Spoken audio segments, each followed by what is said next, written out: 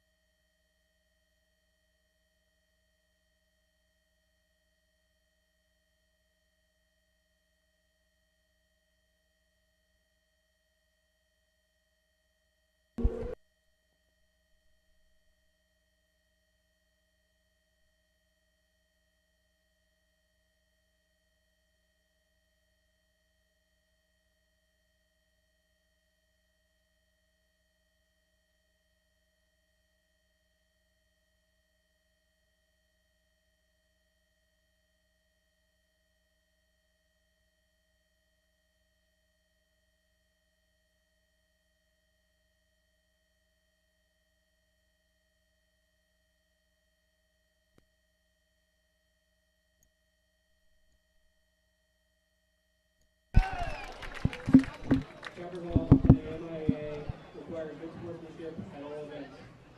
Attendance at interscholastic activities is a privilege with the expectation that all players, coaches, fans, and officials exhibit positive and respectful behavior. For the enjoyment and respect of all in attendance, your cooperation in demonstrating a high ideal of sportsmanship is greatly appreciated. At this time, we ask you to please rise and honor our nation and make it protected with the playing of our national anthem.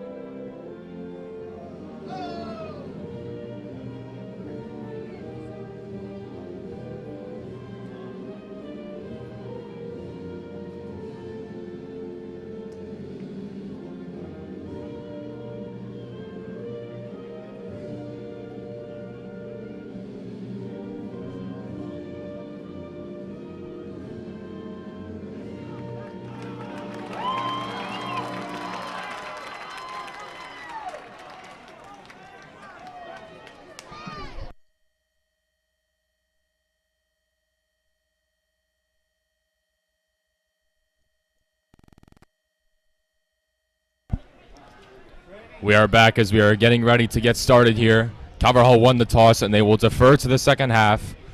So they will be kicking off to the Cougars. Just to preview tonight's matchup, the Cardinals last year were 7-6, capped off with a win in the 102nd Turkey Bowl with an exciting 17-14 finish over Loyola Blakefield. Mount Carmel did not fare as well last year. They finished 3-7 with a 1-4 record in the MIAA-B Conference. They won the C Conference Championship in 2021, but things did not go so well for them last year as they moved up to the B Conference.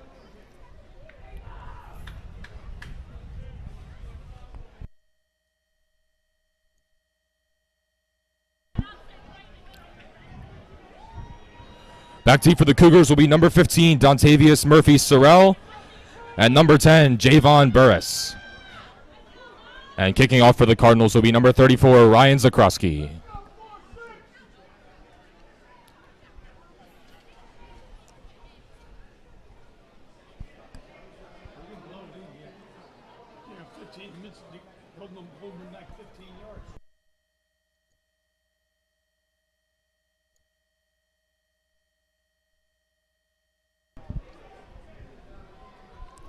And with that, the 2023 season is underway. The kick will go to Burris. He will take it out to the 20. Oh, he might be gone. Zakrowski trying to make a tackle, and he is brought down at the Calvert Hall 45. Good start there for the Cougars. Absolutely. Calvert Hall season starting off a little rocky. Yeah, hopefully that's not an omen of things to come for the Cardinals.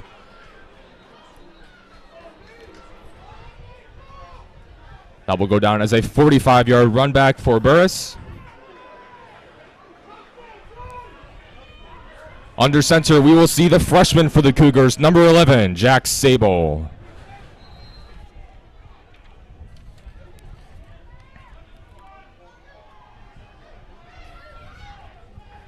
Handoff goes to Will Scott. He is brought down after a gain of 3. For the Cougars, look out for their 1-2 punch of running backs Will Scott and Cam Hebron. And the quarterback, Jack Sable, while only a freshman, he's number 11 on Prep Red Zone Maryland's 27 watch list. In the passing game, look for the captain, number 1, Corey Rideout.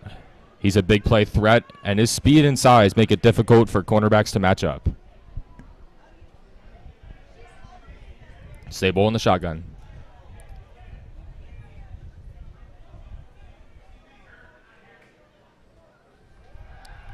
Fakes the snap. He's rolling to his right.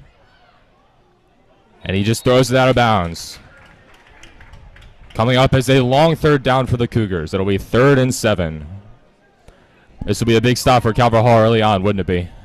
It would be. That was great coverage on the play there by junior Kyle Green, being able to track him across field and stay with him. Yeah, absolutely. Green's another one of those kids that, you look to step up. If you're Coach Ward, you want to make sure as a junior you try to take on some more responsibility and leadership.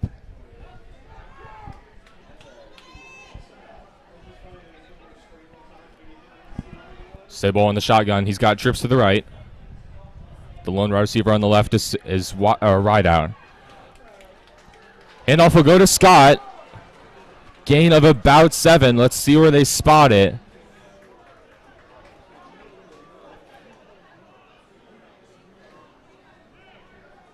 It looks like it'll be 4th and 1. Right at the Calvert Hall 35. They will go for it. Same formation. Sable is in the shotgun. I don't know why he's in the shotgun. I would think he would be under center here. Hands it off to Scott, and he is stuffed. He will not. Oh, no, he got a second effort. Second effort, and they will get the first down. Oh, I thought he was stuffed behind the line of scrimmage. Great push there, though. Looked like Max Ohamuo, number 99, with the pressure, but Scott was able to fight through the contact and pick up a first down. Yeah, just couldn't get all hats to the ball there. And great push up there. Great push by the O-line.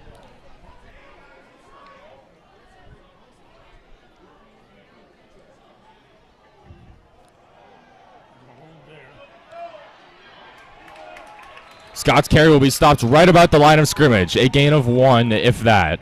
Well, it looks like Scott will be the featured back early on. Another great stop there by Kyle Green.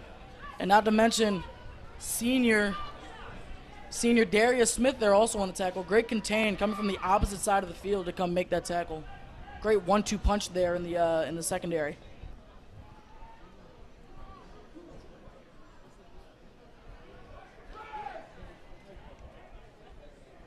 So it'll be 2nd and 10. Sable drops back. He's got a man. That's number 0, Sam Hodge, and he will be tackled right around the 28. So coming up, we have 3rd and 4 for the Cougars. Yet again, Max Ohama getting through that O-line like it's nothing. Really showing out his junior in these first few snaps here of his junior year. See if that continues for the rest of this game. Absolutely, yeah. He's definitely bringing the pressure early.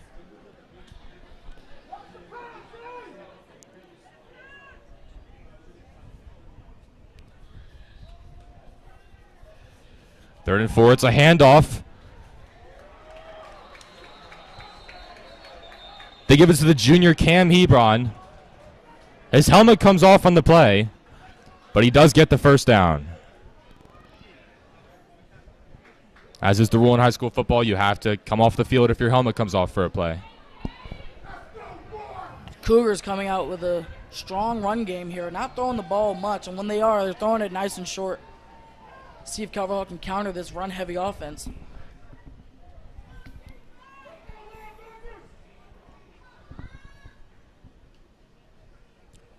First and 10 from the 23. Pressure brought by number 41. That is Cole Ferrara, the junior, bringing the pressure, forcing the incompletion. Great pressure off the outside there by Ferrara. Looked like possibly a missed block or just a great blitz scheme there by the Cardinals. See if they can keep this up, forcing a long 2nd down.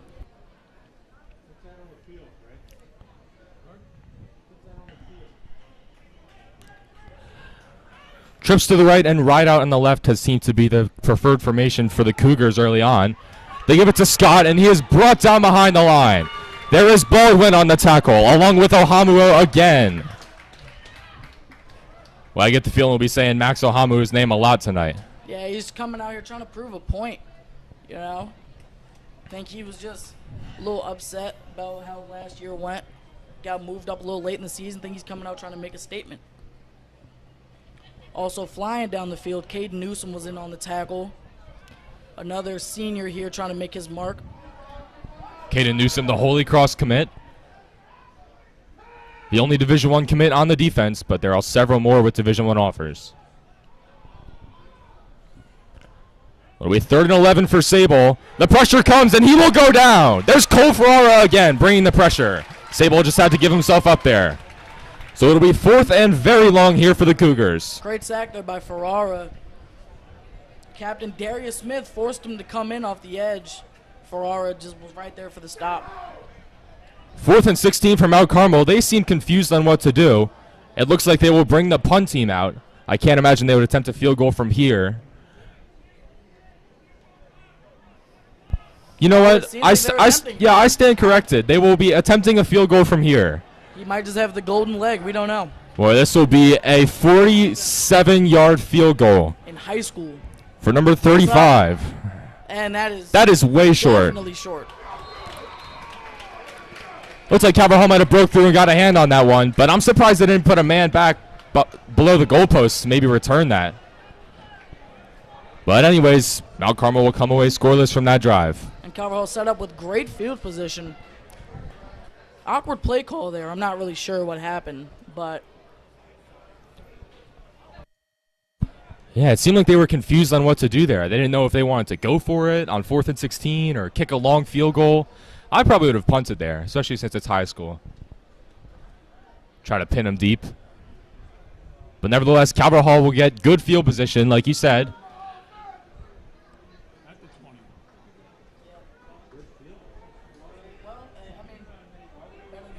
Yeah, better than being pinned at the 1. That's a good point. So we will get our first look at sophomore transfer from St. Francis, number 4, Jayon Williams. He hands it off to Asuquo. And John Asuquo breaks through for a Carvajal first down. That's a great first carry of your junior year. great blocking up front. Great scheme there, trying to get to the outside. Great run by Asuquo. I got the chance to talk to Coach Ward, and he told me that John Asuko is one of the people he expects to make a big leap this year. He had 120 yards in the game against Life Christian Academy when he was filling in relief of 2 injured seniors, DeJuan Dorsey and Daniel Harper. But he showed flashes of his potential in that game, and he's looking to expand upon that here in 2023. Yeah, that's 2 good running backs to be mentored under. Coming into your junior year, probably going to be a great asset to this offense. Williams keeps it, and he's got room to run. That's another first down. Out across the 50 is Jayon Williams, showing you his dual threat ability early. Looks like he got tripped up maybe on the sideline. Yeah, might have ran into that bench over there. But 2 great first touches for Calvert Hall offense. Seems like Calvert Hall is also going to be heavy in the run game here, trying to set the tone early. I like it. Some smash mouth football here by the Cardinals. Yeah, running up the gut. Calvert Hall view set up here nicely. 1st and 10 from the Mount Carmel 48.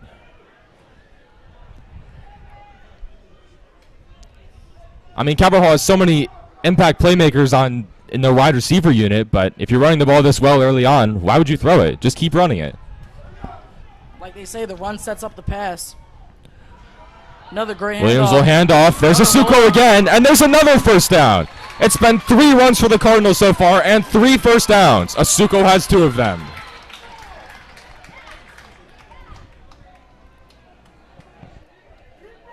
Well, the Cardinals are having no trouble early on breaking through this Mount Carmel defense. Dominant push up front by this Calvert Hall O-line. See if Coach Ward keeps it going with this steady run offense. Well, Williams has trips to his left.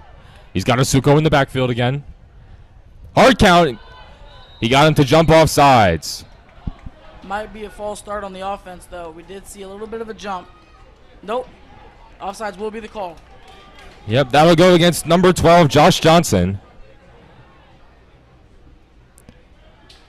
Looks like the hard count fooled him. He's trying to get some pressure, and he paid the price for it. So now it'll be 1st and 5. Williams will roll to his left. He's got a man open down there. That's Gister, and he overthrows him. Well, it's his first throw for Calvert Hall. He just overthrew the tight end, Jackson Gister, a little bit. Gister's a big dude. It's hard to miss him. I don't think it was more of an over. I think he threw it to the wrong shoulder. He tried to throw it back shoulder. Didn't really have to, though. Yeah, I agree with you. I mean, once Gister got past the 2 defenders, there was no one between him and the end zone. Yeah, maybe just a little first throw jitters of the season. Now we see Jake Stewart, the senior, in the backfield. Stewart like the power back of Calvert Hall. Stewart is not afraid to hit or be hit. Gets the ball and he'll push through. Come up just short, so it'll be 3rd and about 2 for the Cardinals. It's an interesting situation, 3rd and 2. Do you think they'll go back to the run here? I think so. I think they just brought in the big fullback. I think that's Max Garland. Looks like there's an injury. Oh, there's an We'll injured be right back. down in the field.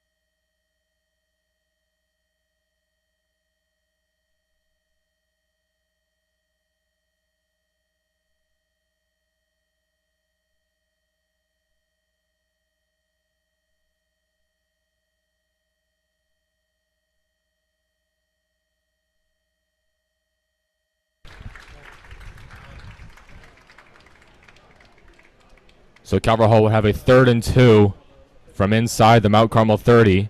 The injured player is number 52, Laquan Upshur.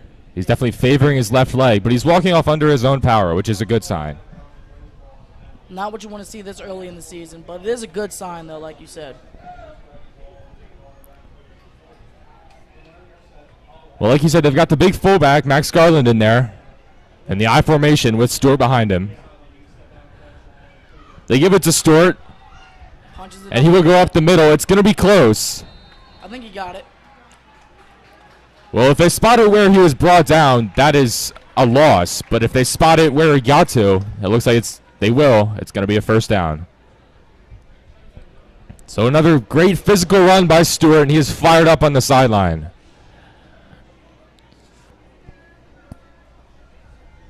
Yeah, Stewart not afraid of contact. You know, his philosophy is if you give the hit, you can't take it. So it's a beautiful philosophy to have, especially as a big power back like he is. Absolutely, and Stewart's one of the guys you want to give it to on third down because he can just run right through any defense if he has enough determination. Gister goes in motion. Williams takes a snap. He hands off to Asuquo. He trips behind the line. Still able to pick up a couple yards, though. He will be stuffed at about the 21. Looks like it'll be about 2nd and 7. Calvert Hall still going with this run and heavy approach. The pass that they took was wide open for a touchdown, but I understand why they're staying on the ground because they're picking up these easy yards, you know, making that defense bite in to where they can finally get that big shot over top. Yeah, and how you warm up your quarterback to his first snaps on varsity is you try to get him some quick, dump outs to the flat or some screen passes. They probably want to get a little closer before they try anything like that. He will throw it, and Gister drops it. It goes right through the hands of Jackson Gister. So both targets have been to Gister, and both have been incompletions. Not a bad look, though, by Calvert Hall. Yeah, that's a nice throw through traffic there from Williams. Yeah, good pass there by Williams. Just couldn't get the hands on not a whole lot of, I don't know, might have just been scared of the contact or who knows.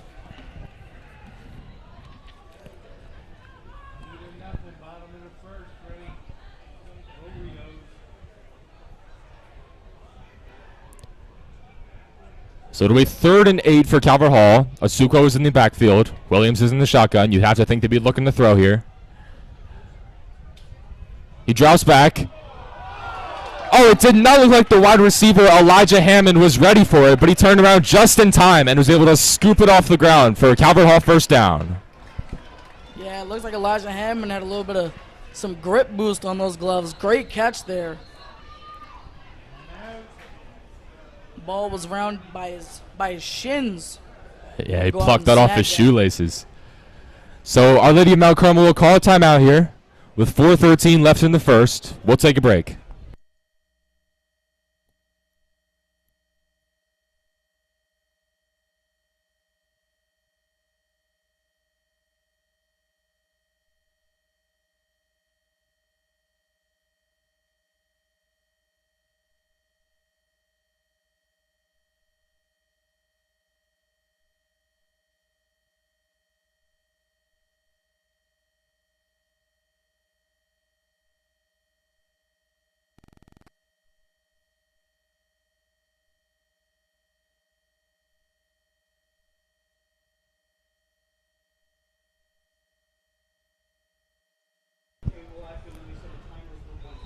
So it'll be 1st and 10 from the 14.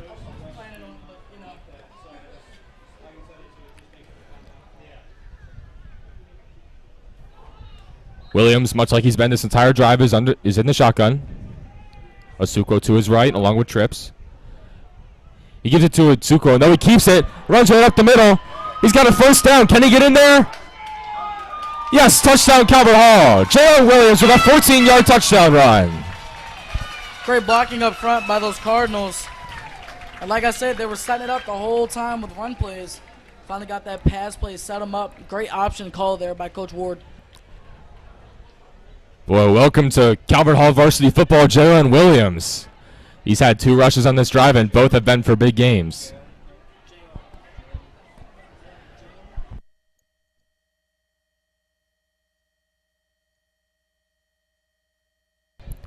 On for the extra point will be number 38, Carter O'Connell. Dane Grunder will hold. Kick is up, and it is easily through. So Calvert Hall would take a 7-0 lead with 4:05 here in the first. Well, that was a really impressive drive by the Cardinals, wasn't it?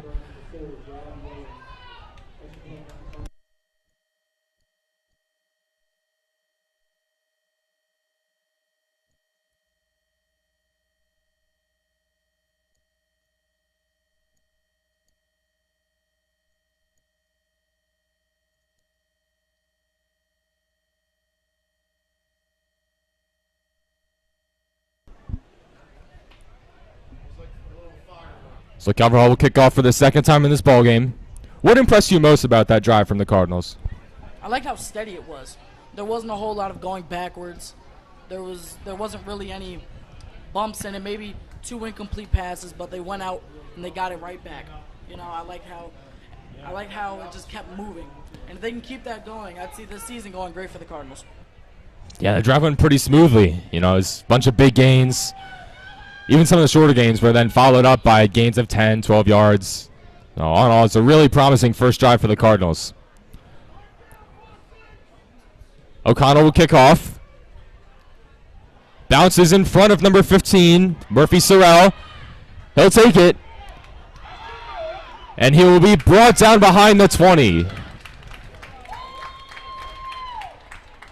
That's number 25, Noah Corral, making the play on special teams. We can tell they wanted to kick it away from Burris that time after the return he had.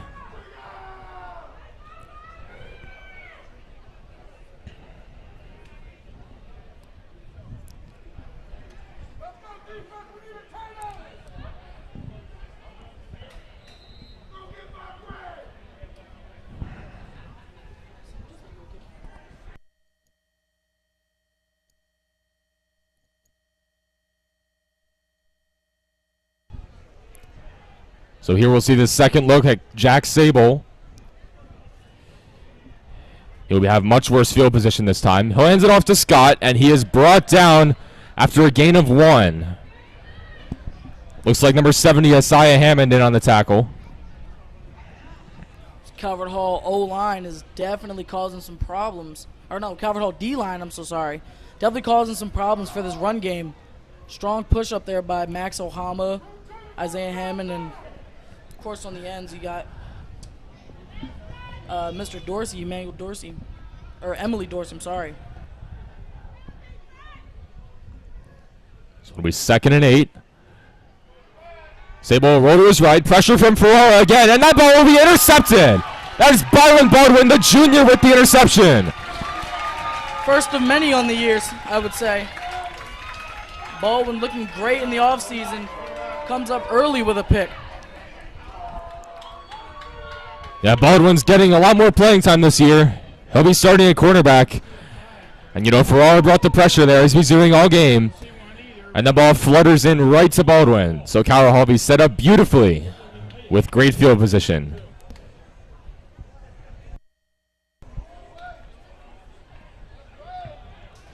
Interesting what we see from the offense here, because they might be a little bit tired because they just had that long drive, and then after one play, they got to go back on the field.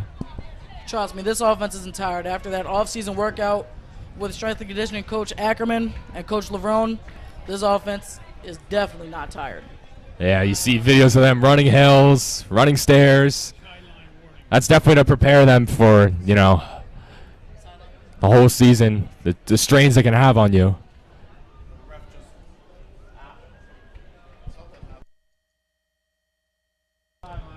So a sideline warning against the Cardinals will push them back. Going back to that pick, great pressure there by the new transfer, Cole Ferreira, causing that ball to come out early. And Byron there in the perfect position to get a pick.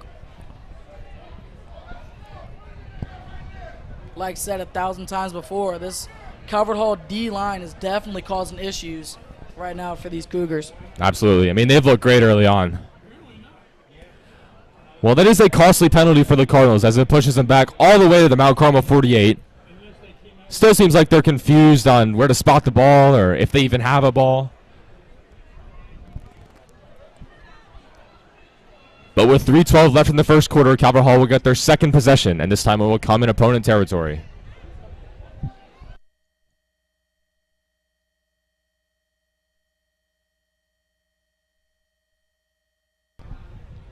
So Williams is in the shotgun. There's no one in the backfield. He takes a shot deep. Oh, and he just right through the fingertips of number 7, Gabe Levrone. Gabe Levrone has been learning how to play cornerback this offseason. He was injured for all of last year, but he's someone you can see on both sides of the ball as both a wide receiver and a cornerback. Great athlete there by Levrone.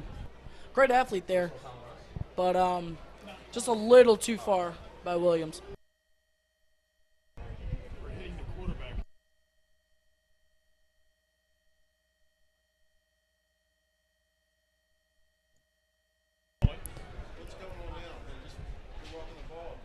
So it looks like there will be a personal foul against Mount Carmel for roughing the passer. So they will just give the Cardinals a free 15 yards. Well, that is much appreciated. It basically offsets the sideline warning that we were given. And they start with a fresh set of downs, too. So really no harm, no foul.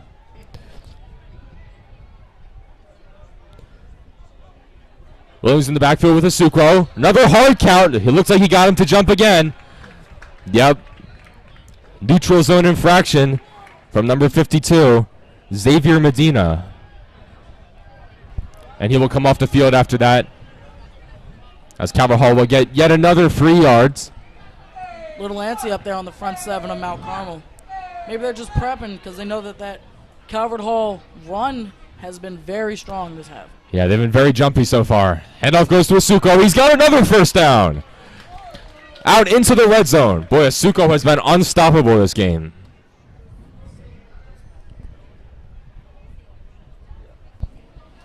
Another great block up there by the O-line. Big man Matt Hart getting up to the second level, causing a huge hole for Asuko. And when you say big man, you mean big man. Matt Hart is 6'7". You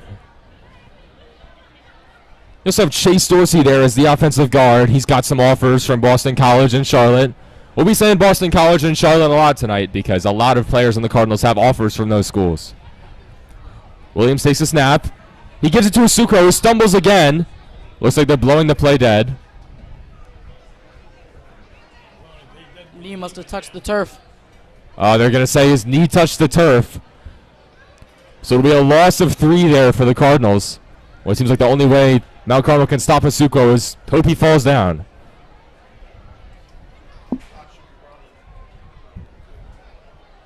Got it.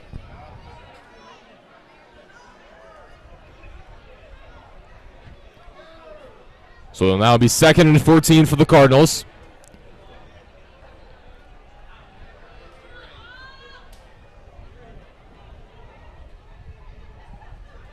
As it starts to rain here at Russo Stadium. Not really ideal conditions to throw it, but they will get a completed pass down to number 5, Chris Hewitt, the sophomore. Chris Hewitt's someone who's going to be making a look a big impact on this offense this year. Only a sophomore, but he's already racked up 17 offers from Power 5 schools. Yeah, first time we're saying that name this season, but I have a feeling that's not going to be the last time. No, it won't. Chris Hewitt is the most highly touted prospect on this offense. He's got some offers from Michigan, Oklahoma, and Tennessee, just to name a few.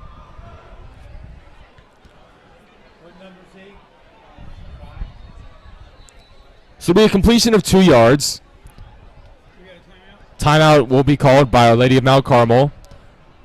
See how they want to defend this 3rd and 12. Here with 1:24 left in the first.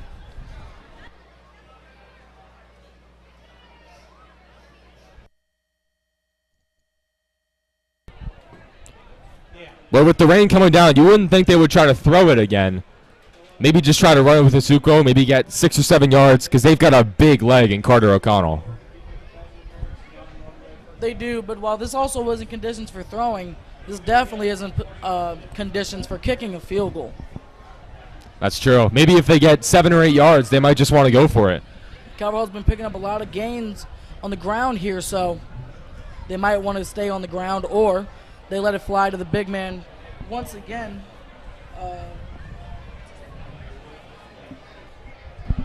Let it fly to the big man, Jackson Gister. Hopefully he comes down with it. Well, the rain is coming down in sheets here. A lot of the spectators are fleeing the stands, looking for shelter. But the players in the field cannot do that. Williams in the shotgun on 3rd and 12. He's got 2 receivers on both sides. He'll take it, dump it off to Asuko. And he'll be brought down after a gain of 8. Tried to make a man miss, but he was wrestled down. Looks like that might have been number 24, Marty Levin, with the pressure from Mount Carmel.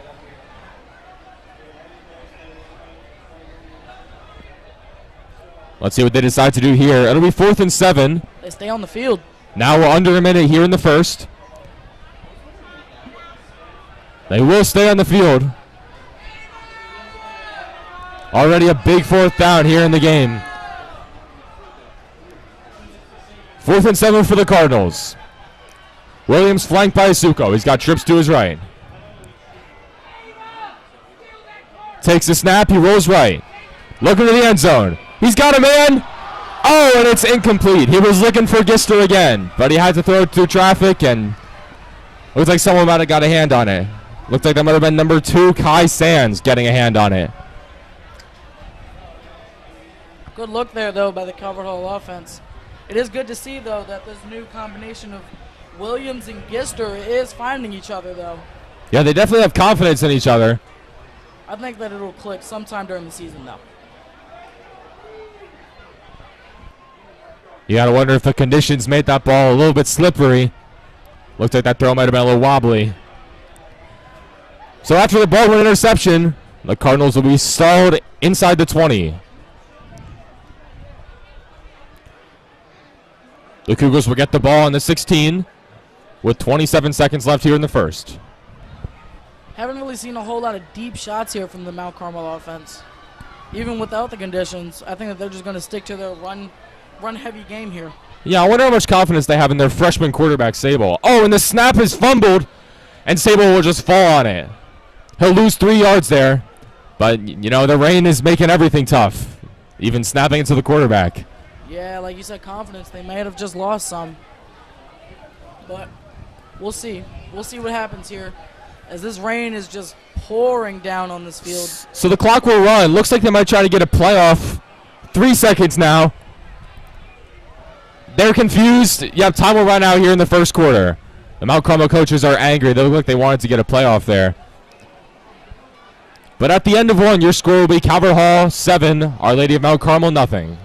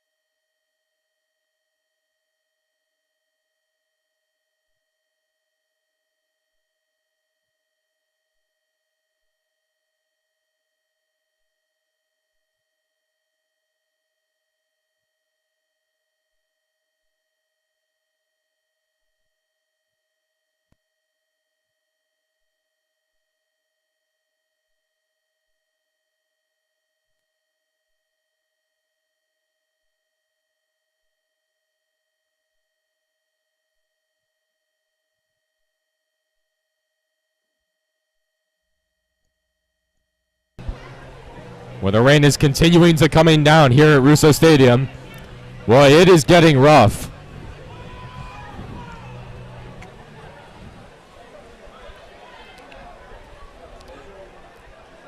Well, thank goodness we're up here in the press box. It would not be fun to be down in the field right now. So 2nd and 14 from the 12. Sabo in the shotgun. He takes the snap and hands it off to Scott.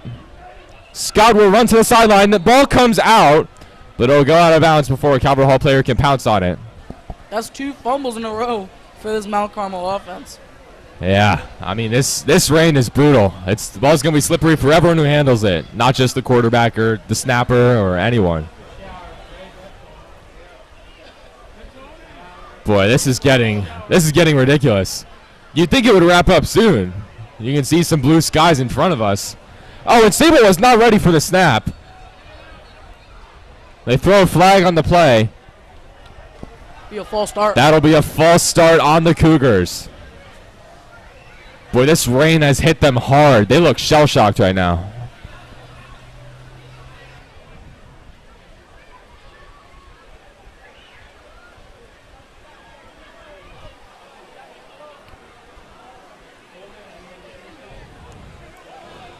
Well, just when you think the rain can't come down any harder, it starts coming down harder.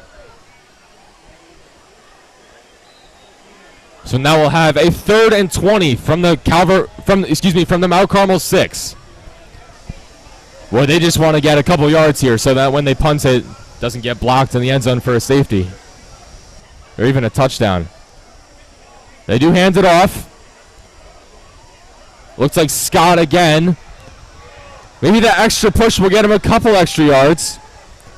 But 3rd and 20, that's a long distance to make up, especially when you're stopped 5 yards in. So they will get back to the line of scrimmage. So that's a plus. Is Mount Carmel deciding to go for it? Oh, no, they're just They stalling. seem discombobulated. They seem like they take a long time to decide what they do on 4th down. Looks like the punt unit will go on. They will not be kicking a field goal here. I don't have to worry about that.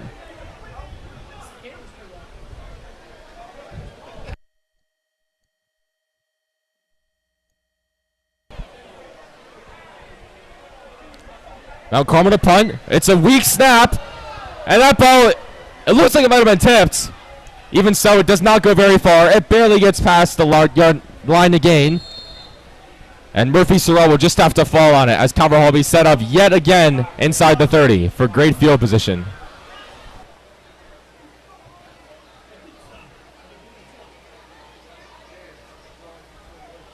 A little jarring going back and forth on the sideline there. I think tensions are definitely rising here with the rain and state of the game going on. I can definitely see some tensions. Well, after that long run back from Burris, things have not gone the Cougars' way at all. So now we get our 3rd look at Jalen Williams. Again, he's a transfer from St. Francis. He is a dual-threat quarterback. We saw him run the ball early on. He's collected 2 Division I offers from Campbell and Boston College. Calvert Hall seems to love their dual possession quarterbacks. Oh, and that snap gets away from him.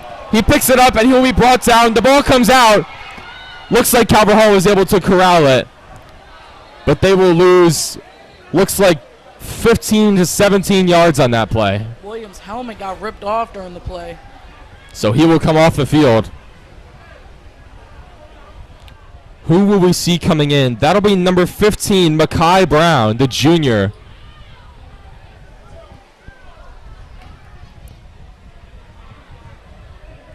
Well, your first snap of the game in torrential rain.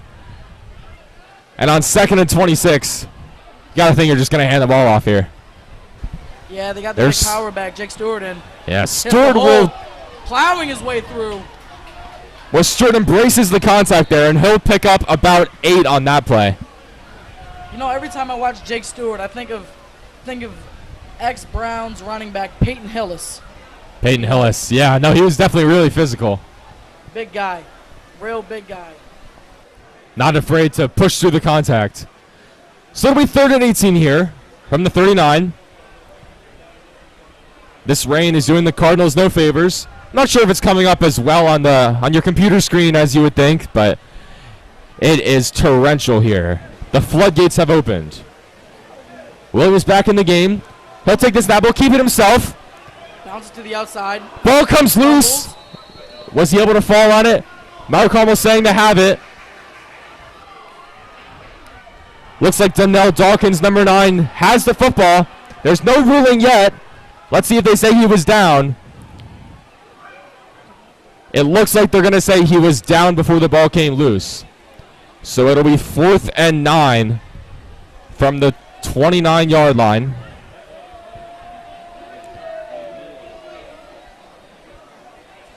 Well, I guess they'll go for it, right? I mean, in the rain, there's not really an ideal course of action here. You can't kick a field goal.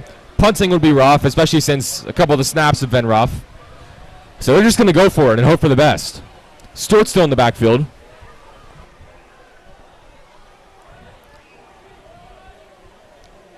Williams will keep it himself. He's still fighting for yards, but it looks like he will be brought down short of the line to gain. A gain of about 6, but Calvert Hall will turn it over on downs. You know, even after the bad snap there on the first play of this drive, still a good drive there by Calvert Hall, making their way all the way back up to where they pretty much initially started at. Yeah, getting any yardage in this rain is going to be a difficult task, as you can see puddles of water starting to pool up on the field. It's games like this that make me love a grass field. You know, if there was a grass field here, seeing all the mud and the slipping and sliding. Yeah, it's certainly a lot easier since it's on turf, where the Mount Carmel sideline has just become a big puddle.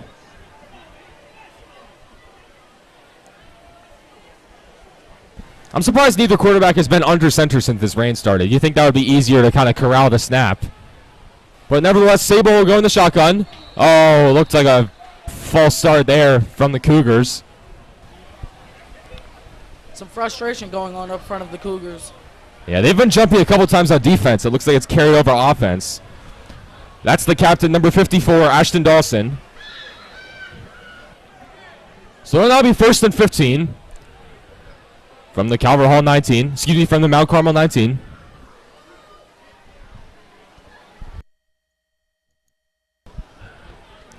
Sable hands it off. And the running back, Scott, has nowhere to run, but he gets bounced back. Is he able to get back to the line of scrimmage? He is not. But that is a heck of an effort there from Scott to even get some yards out of that.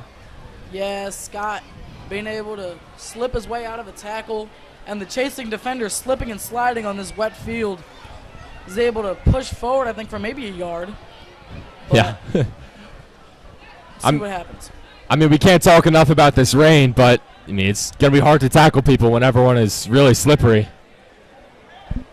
I know you view. So we'll see another quarterback here. That's going to be number 27, James Malone, with the carry. Another tackle there by number 11, Kyle Green. He's been everywhere tonight. Oh, a flag thrown after the play. Well, this is going to look like a 15-yard penalty, maybe an unsportsmanlike conduct. Looks like it'll go.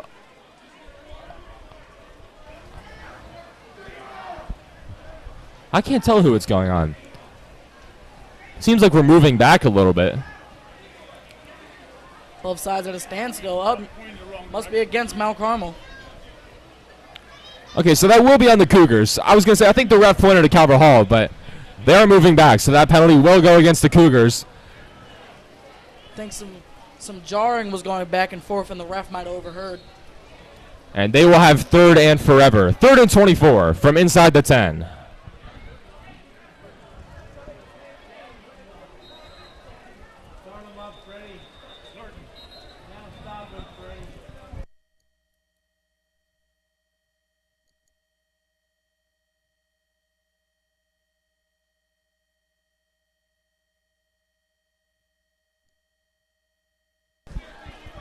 So we'll get another look at James Malone here, as he is now the quarterback. Sable has come off the field. Looks like he might be favoring his right leg a little bit.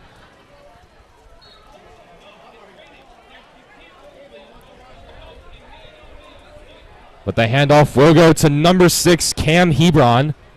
He will pick up a couple yards, but it would not make sense at all to go for it here. See if this punt unit can actually get off a clean punt this time, as Chris Hewitt's back to return. As the rain is slowing down, it's not even a bad thing for Calvert Hall to not force a turnover there, because we saw the last punt. It barely got past the line of scrimmage. And there's another bad snap, and he's just going to have to run with it. And he will get brought down inside the 5. A little bit of splishing and splashing over there on the sideline. It's basically a full pedal and some jarring going on. That's number 92, James Trainum, bringing down the punter there. Another huge special teams play by the Cardinals. We mentioned they might have gotten a hand on that first punt. But they will take down the punter inside the 5-yard line. Right at 7 minutes left here in the first half.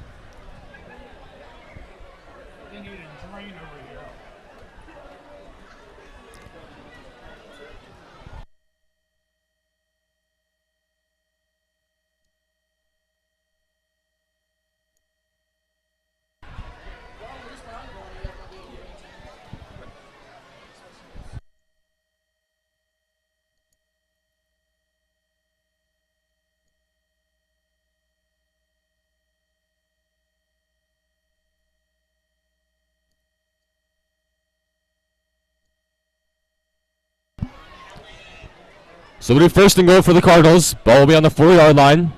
Stewart's in the backfield. They've got Hammond and O'Connell out wide. They give it to Stewart. He'll go right up the middle, and he is in for the touchdown. Jake Stewart with a 4-yard touchdown run to extend the Cardinals' lead. First of the season there for the big power back.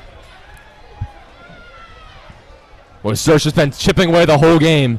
He finally got a hole, but he didn't even have to take advantage of it because he could just go 4 yards, and that's a touchdown. Stewart was sidelined for a little bit of the season last year. Coming in this year, making a big impact on the game already.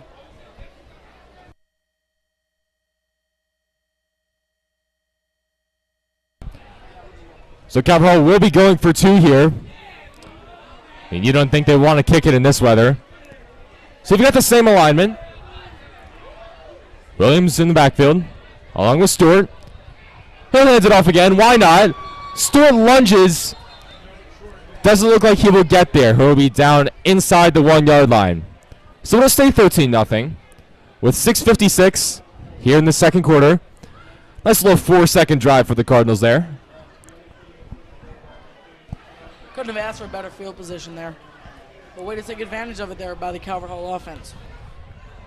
Yeah, I mean, train him with the big special teams play, and then Stewart was just able to punch it in.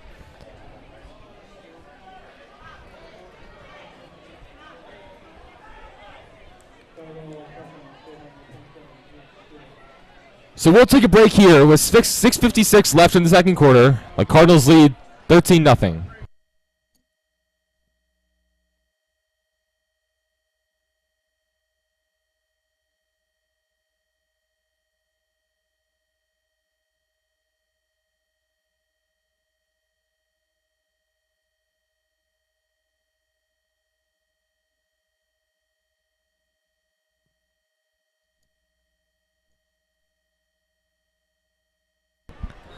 So O'Connell will kick off here. As we mentioned, he's got a big leg. I'd imagine they want to stay away from Burris again. And that kickoff will go out of bounds. Bit of a line drive-ish type of kick. I think the rain is finally coming to an end.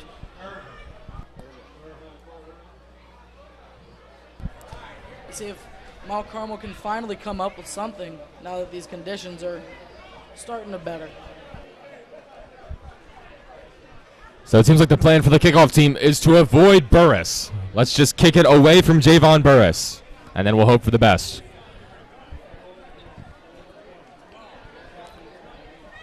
So the penalty for kicking it out of bounds will put the Cougars in pretty good field position. They'll be at the 35. Here's Sabo back in the game. Scott behind him in the I formation. I'll give it to Scott. He'll bounce right. There's a nice tackle there from number 11, Kyle Green. Boy, we've been saying his name a lot tonight. Yeah, he's coming up huge this game. His number's been everywhere. He's just flying around the field out of that linebacker, DB, hybrid type position that Calvert Hall runs. Kyle Green is listed as a free safety, but like you said, he's been functioning more as a linebacker tonight. You know, stopping the run, being all over the field. They'll give it to Scott again. And on 2nd and 4, he will get through for a Cougar first down.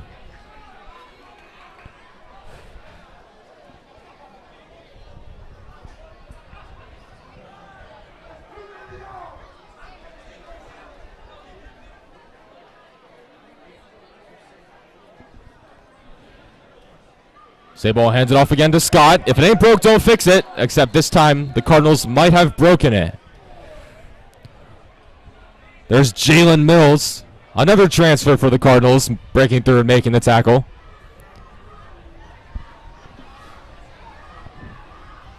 Calvert Hall defense has been pretty good with stopping the run here. A few flashes of few gains here by Mount Carmel here and there, but Calvert Hall's definitely been stuffing this run game. So there'll be no gain on that play.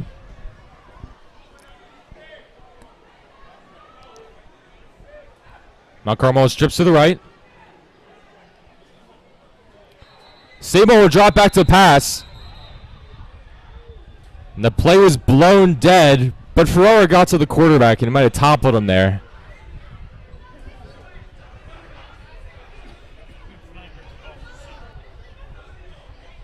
So that'll be a false start on the Cougars. So that'll push them back 5 yards.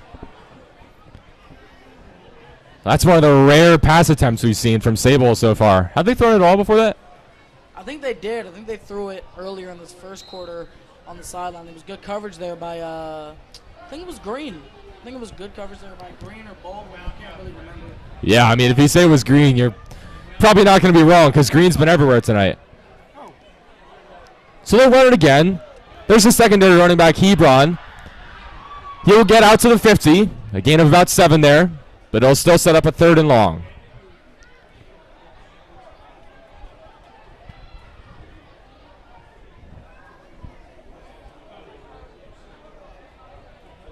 Well, the rain is all but stopped here. Imagine the field might still be a little rough to play on. Mount Carmel's still standing in a foot of water on their sideline. At least that's what it feels like.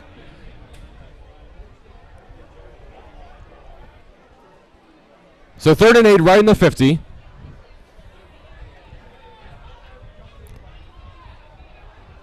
They will hand it off again to Scott, and nothing doing. The senior Naheem Cadiz coming up big with the stop there. Cadiz, what a huge tackle there. Great job.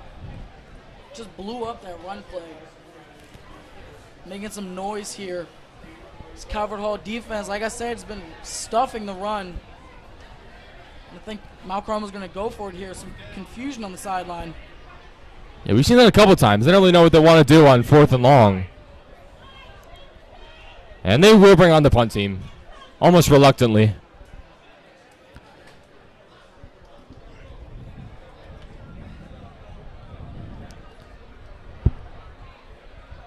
Well, Calvert Hall's done a good job against the run game.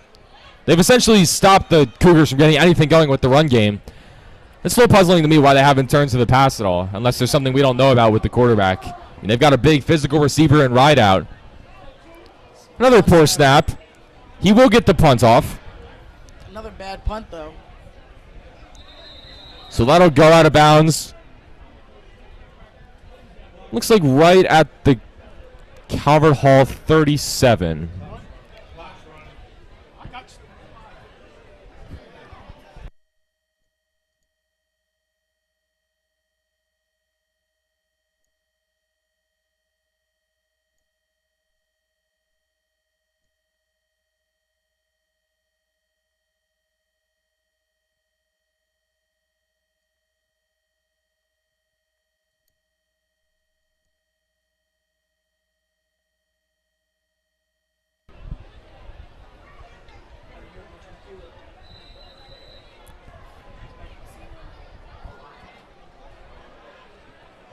So we 1st and 10, 3:39 left in the second. Williams just has to fall on that one.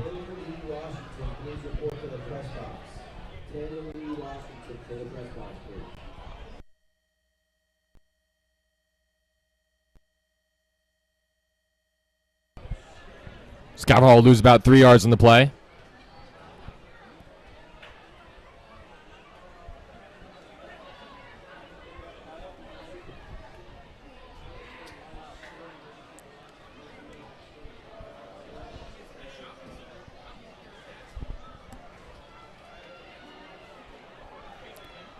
Williams in the shotgun.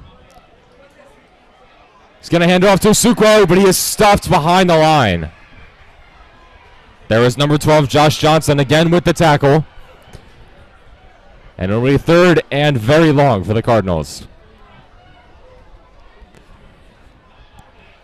Well, we were just talking earlier about the lack of passing we've seen from this offense. You know, a couple incompletions to Gister. But you mentioned Chris Hewitt, you know, some guys like that you think would get more involved. And 3rd and 15 might be a good time to do that. Yeah, got a lot of big play guys here on the offense. Let's see if Coach Ward decides to open up that playbook a little bit. So they've got trips to the right. Hewitt's the lone receiver on the left. He's one-on-one against Sands. Williams throws a wobbler. And it is incomplete. Taggart cannot bring it in. Williams was hit as he threw. Some pressure got in from the right side of that O-line. Yeah, I don't know if the defensive back saw that one. But he's lucky that wasn't intercepted because it was in the air for a long time. It got to Taggart, I think, but just kind of it wobbling so much, it fell out of his hands. And so it'll be 4th and 14 for the Cardinals.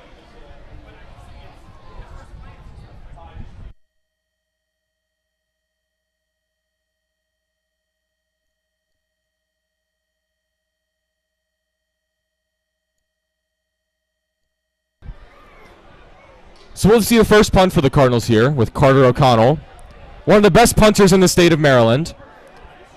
That's a line drive punt, but with the roll, it'll get down just inside the 35.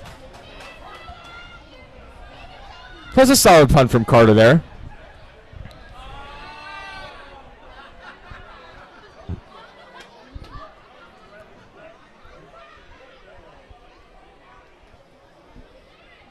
As we are now under 2 minutes here in the first half. The Cardinals still lead 13-0.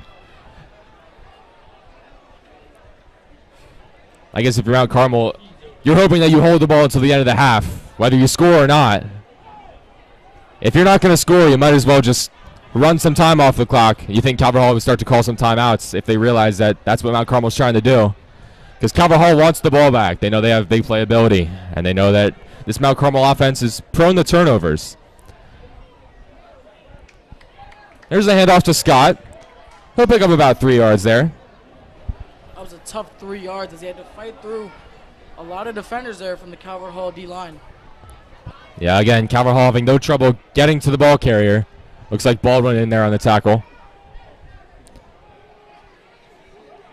So they'll give him 4 yards there. It'll be 2nd and 6. Plays blown dead. Possibly another false start.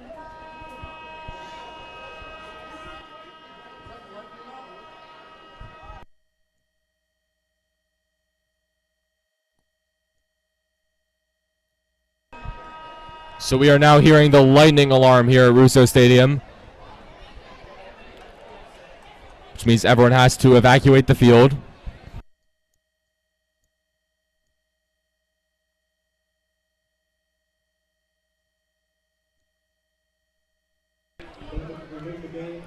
So unfortunately, just when we thought the rain had passed, we hear thunder. So we will take a break. We have 1 minute 30 seconds left in the first half. Calvert Hall leads 13-0. Mount Carmel has 2nd and 7 from inside the 40.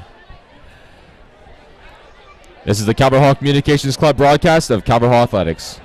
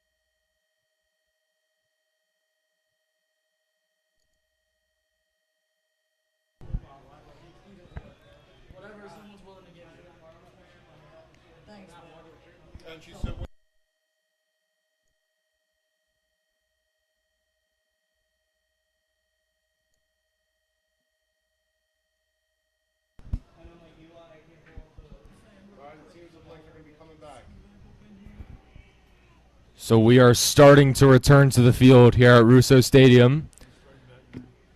So what the coaches from both teams have agreed upon is we will play this last minute and 30 seconds of the second quarter, and then we will jump right into the third quarter. We would just do a traditional break in between quarters. There will be no halftime.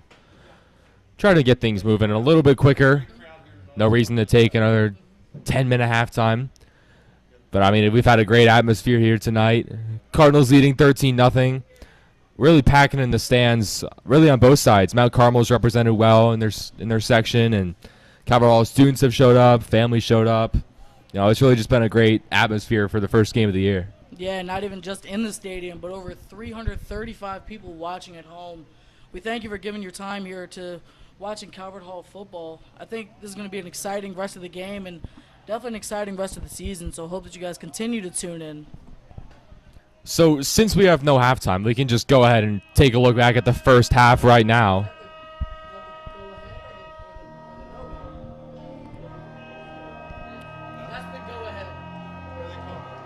So as Calvert Hall comes back onto the field, let's take a look at the first half. So Calvert Hall's first drive, they had decent field position. They started at the 20, but they went all the way down, marched down, and they scored very quickly. Jalen Williams ran it in for a 14-yard touchdown. Then they got a Baldwin takeaway, leading to their second offensive drive, but we ended up going for it on fourth down, and we did not get it. Third drive, we have another good special teams play by James Trainham, pinned the Cougars inside the 5, where the Cardinals just used one play from Jake Stewart, 4 yards to get into the end zone to take a 13-0 lead. The 2-point try was failed, but the Cardinals still lead by 2 scores. So, David, what do you think went well for the Cardinals in the first half? Defense, 100% defense. I think 100%, although the Calvert Hall offense is doing good, I think that this Calvert Hall defense is definitely being able to step up and get these prime stops and these turnovers. Like you mentioned, Byron Baldwin coming in huge with a pick, even though we couldn't capitalize. Definitely set the tone of the game with early stops. Yeah, definitely. The defense has been huge. We've seen Kyle Green all over the field. He's starting to get some more playing time here as a junior, but he's been making tackles all over the field from that free safety position. And then we've seen Max Ohamuo and Cole Ferrara up on the D-line. They've been getting the quarterback and making things tough for Nick Sable behind center. We've seen some great special teams plays. Noah Corral made a tackle.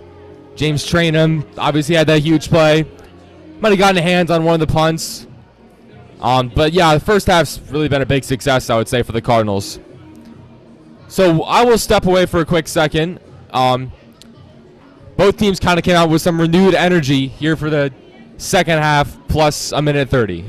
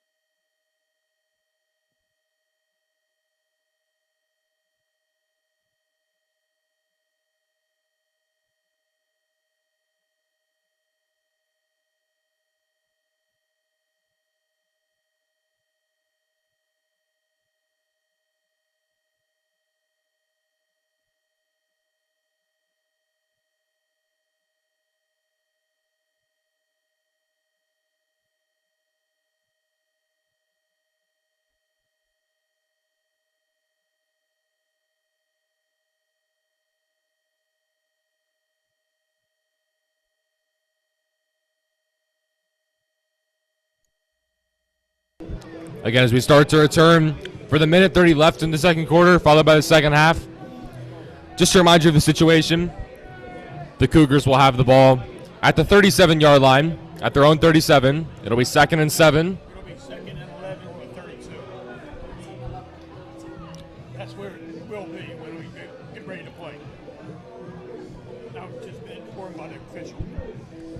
Okay, so I've been told it would actually be 2nd and 11 from the 32. But Mount Carmel looks to get something going here in the end of the second half. They will kick off to Calvert Hall to start off the second half. So it's really important for them to go down and get some points here to make sure this game doesn't become out of reach really quickly. Well, it looks like both teams have even more energy than they did at the beginning of the game. I mean, they probably got antsy during the little lightning delay we had, and they're ready to release some of that emotion on the field. A couple of pep talks and corrections definitely during that basically extended timeout. So we'll see what Mount Carmel comes out. Maybe they can counter what Calvert Hall is doing, and we'll see if Calvert Hall can keep up that consistent, dominance that they're having on Mount Carmel currently. So if you're Coach Ward, what are you telling your team when you're in there for that long? Like, are you trying to say things that we can work on, or are you trying to say, like, everyone stay loose, stay fresh, we got a game to play? Like, what's the main thing you're telling them? I think there's a mix of both, but I think the number one thing I am saying is to keep that foot on the gas pedal.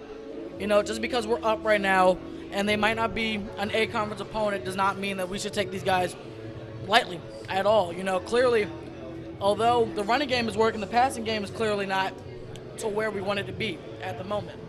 So I definitely want to work on, getting that passing game moving fluently and, just stay dominant, stay consistent, Yeah, absolutely. I mean, you definitely want to get Williams some confidence. Only a sophomore, getting his first game on varsity. He's made some good plays with his legs, but he's going to try to get his arm going a little bit more. I think Mount Carmel's got to fix the penalties. They've been a little jumpy on both sides of the ball. Maybe that's just first game nerves. Could be. Yeah, definitely a lot of first game nerves and a whole lot of, a lot of mental mistakes going on in the field for both sides. Some high snaps for Calvert Hall, some fumble snaps for Mount Carmel. So a lot of things to work on.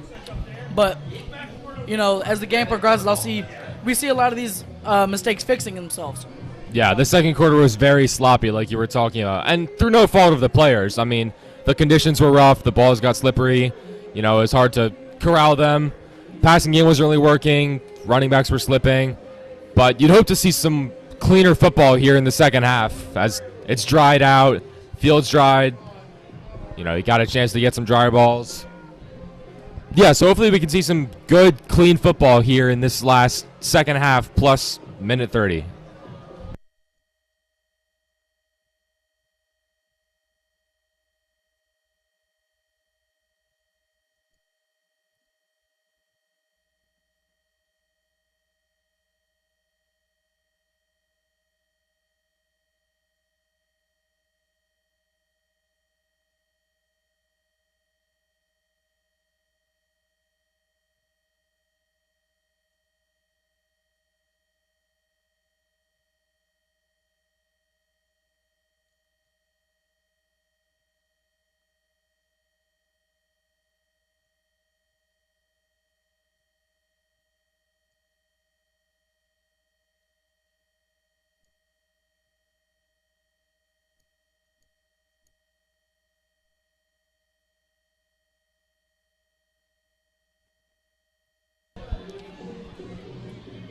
Well, the stands are starting to fill back up again. It's good to see a lot of the crowd that was here earlier trickle back in. Doesn't look like anyone really left and gave up on the game. Looks like we're still at the same amount of people as we were at the beginning, which is a good sign. Yeah, it seems like maybe the hype grew as our viewers online have grown a little bit. So that's great to see Calvert Hall football definitely getting some traction as they were in the championship last year. Just came up a little bit short, but like you said, still won that rivalry against the team down the street that shall not be named. But, yeah, it is great to see that. Yeah, Mount Carmel, I think, looked really deflated in the middle of the second quarter. So let's see if they can kind of combat that here. It looks like Malone, number 27, will be the quarterback here, instead of Sable, who we saw for much of the first half.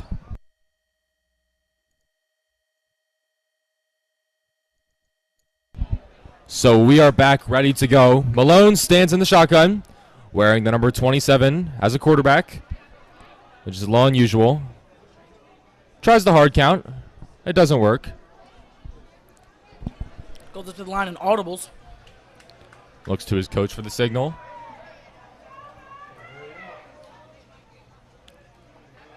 Another run play. He'll immediately hands it off to Scott, but nothing doing there. First time we'll say Emily Dore's name tonight. Well, he's been a big factor in the past 2 years, and he's looking to become an even bigger one here in years 3 and 4. Yeah, leading that defensive front at Calvert Hall. Timeout called by Calvert Hall. Their first of the half. I know it doesn't feel like it, but we are still in the first half. Pretty long first half, if I do say so myself. Yeah.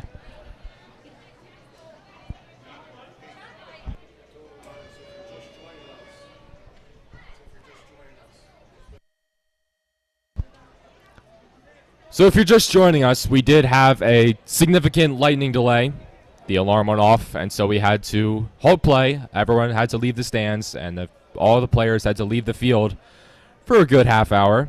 But we're now back. We're able to finish out this last minute of the second half, and then we'll go straight into the third quarter. We will not have a halftime break.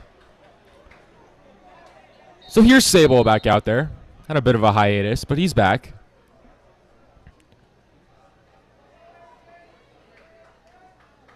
We'll take the snap. Calvert Hall brings some pressure. They'll give it to Scott. He fights through contact, but it will not be enough for a first down. Another great tackle there from Darius Smith. And coming down from his corner position there, Gabe Lavroni came down, made a great tackle. Tackle there, I could say. Yeah, we've seen a lot of these cornerbacks and safeties getting into the backfield and getting to the ball carrier to make some plays. Hasn't been a lot of passing for them to defend, but they've been finding ways to get their name on the map and start making some plays. Calvert Hall will use their second timeout with 49 seconds left in the second. It'll be 4th and 7. We'll see what the Cougars do here, but whether they go for it or they punt it, we know that both sides have been shaky. The punter has struggled. He's barely been able to get the kicks off, and when he does, they go probably about 15 yards at the maximum. But they are bringing the offense back onto the field. I guess they figure with 49 seconds left, there might not be enough time for anyone to score, so they might just want to hold the ball for the rest of the half. And if they get it, I'd imagine they'd try to slow things down, maybe just take more thorough plays. 4th and 7. Looks like Sable is trying to draw the Cardinals off sides. He's done a couple hard counts. There's the third. It doesn't look like they're going to run a play here as 10 seconds are left on the play clock. It would surprise me if they snap the ball here. 3 seconds, 2 seconds, and the Cougars call a timeout.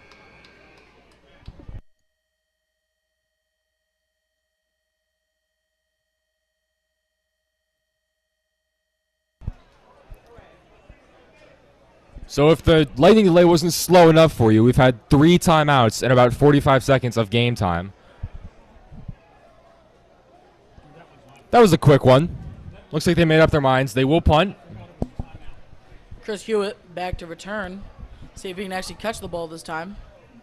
Or let's see if the ball can get to him, I should say. I wonder if it's strategic to just kind of kick it out of bounds and not let Hewitt get a hand on it. Because if he gets the ball, he's trouble in space. That's true. They're playing him very shallow. The punt does get off. It goes shallow. It's not a bad punt, but it will roll back towards the 50. Looks like it'll be down at the Calvert Hall 47. So Jayon Williams and the Calvert Hall offense will have 37 seconds to try to get some points on the board. If I was this Calvert Hall offense, I tend to go for a deep shot here. I think you got the height advantage here with Jackson Gister. And I know that the connection hasn't been there a whole lot tonight, but I still think that you can't avoid that 6'4" behemoth of a man, or 6'4" plus. Yeah, Jackson Gister, another one of these big Calvert Hall threats. He's listed at 6'6", 230 pounds. So why would you not throw it up to him? Empty backfield here. I think that that's exactly what they're going to do. I don't see Gister on the field, but there is another tall guy, O'Connell, The pass is complete across the middle. Pass goes to Elijah Hammond. His second catch of the game. As a Calvert Hall first down. They hurry back to the line of scrimmage. The clock is running. Clock as they can. They only have one timeout. Williams by himself in the backfield. He'll look to his right again. Hewitt did not turn around. Some signals crossed between Williams and Hewitt. One zigged, the other zagged. And it results in a 2nd and 10. But it does stop the clock with 19 seconds left. Yet again, going to back to that play before, another great tough catch there by Elijah Hammond. In the quarter before, he grabbed a ball that was almost at his shoelaces that time. He made a great sliding catch. So looks like a great receiver blooming here for this Calvert Hall offense. Williams again, lonely in the backfield. Really no other choice besides passing here. A receiver fell down. That's Gabe Lavroni. Slipped. To wonder if that field is still a little slippery from the rain. And it'll be 3rd and 10 with 16 seconds left. A few hiccups on this drive. See if they can pick up this long 3rd down.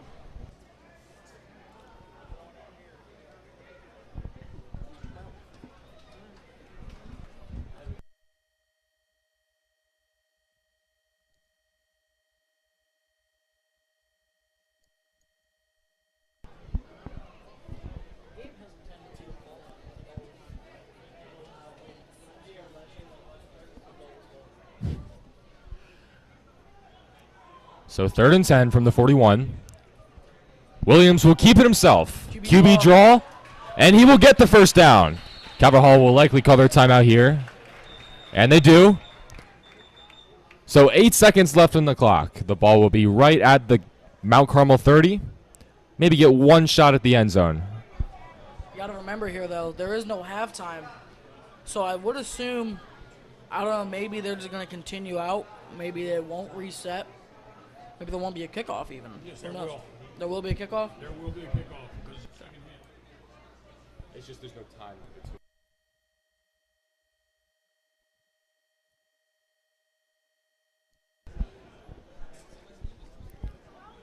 So with that Cardinal timeout, there are no more timeouts in this first half, blessedly. So now we can play this final 8 seconds without any delays. Hopefully. Yeah, hopefully.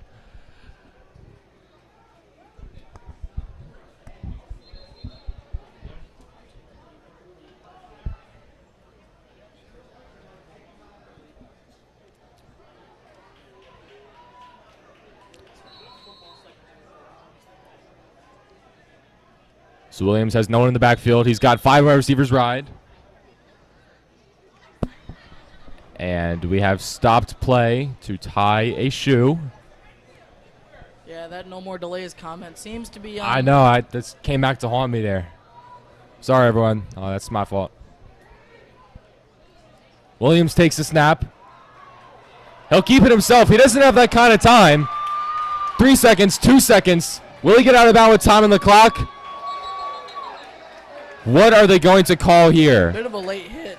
Seems like no flag is coming out, though. It looks like to me that time ran out before Williams got out of bounds.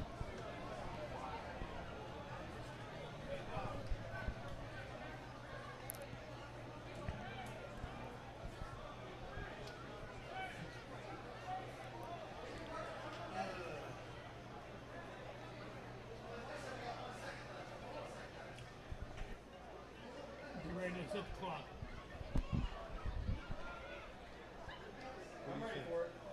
So both teams are leaving the field. So it looks like it would be the end of the first half on that play by Williams. Seems like the referees are talking over it. Looks like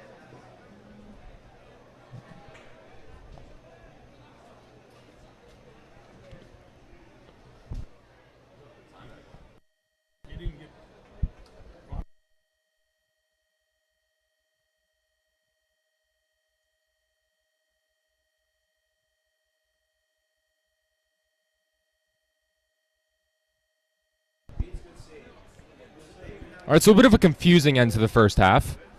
But at the end of the half, nevertheless, we will not take a break here. We will go right ahead with the kickoff.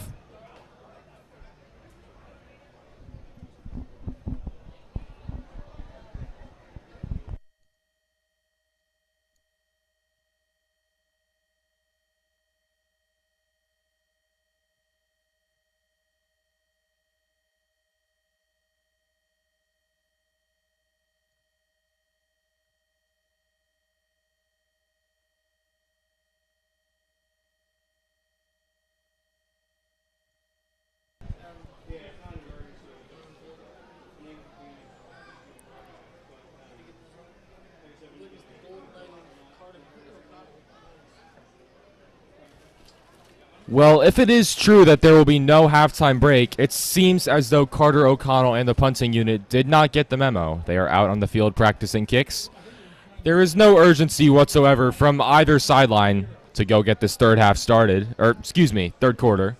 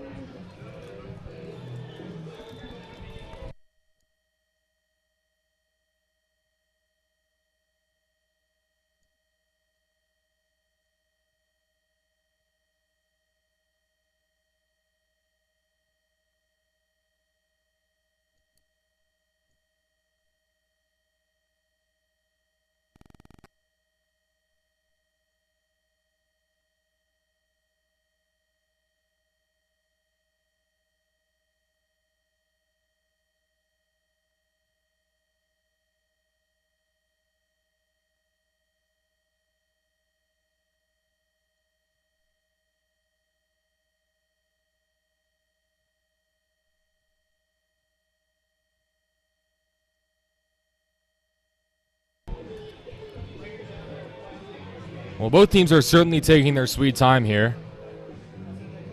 You'd think that not that much could have happened in a minute 30 for the coaches to need to go over with their teams, but you would be thinking wrong. Mount Carmel looks ready to me. But it looks like the Calvert Hall offense is still discussing some things on the sideline. They will get the ball first here in the second half.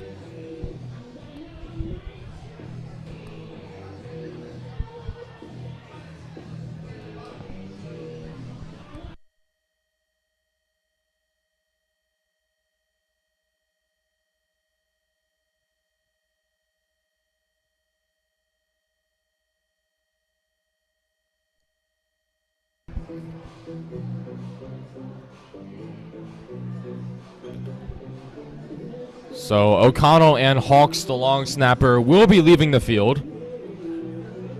Hopefully we will get this third quarter underway shortly.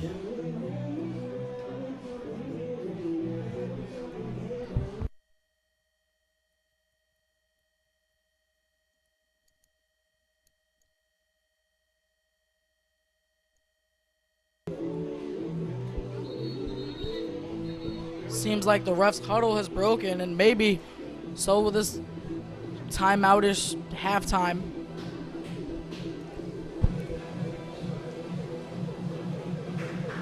Here we go. Seems as if Mount Carmel's ready to take the field, and so is Calvert Hall.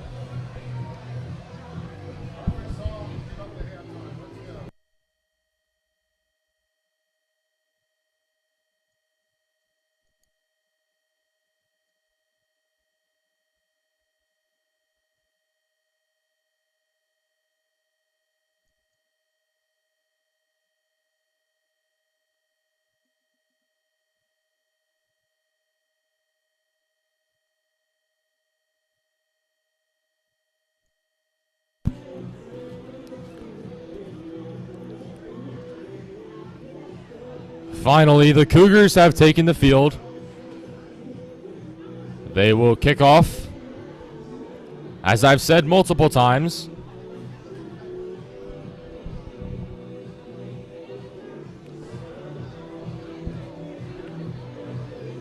seems like the action is finally getting ready to get started. looks like the usual suspects back to receive the kick. Number 5, Chris Hewitt, and number 7, Gabe Lavroni.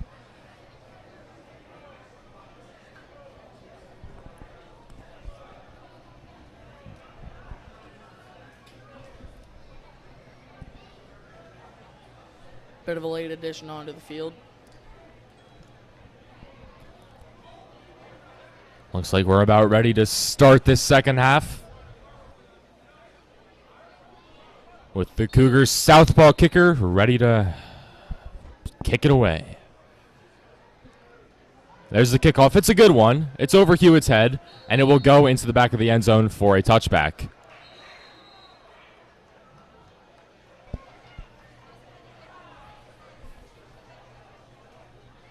So we will see the first drive of the second half for the Calvert Hall offense. It won't feel like it because they were just on the field. But we'll get a look at Joanne Williams once again.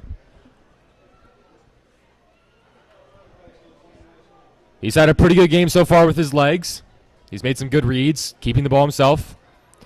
But you'd like to see him get a couple more completions under his belt before the end of this game.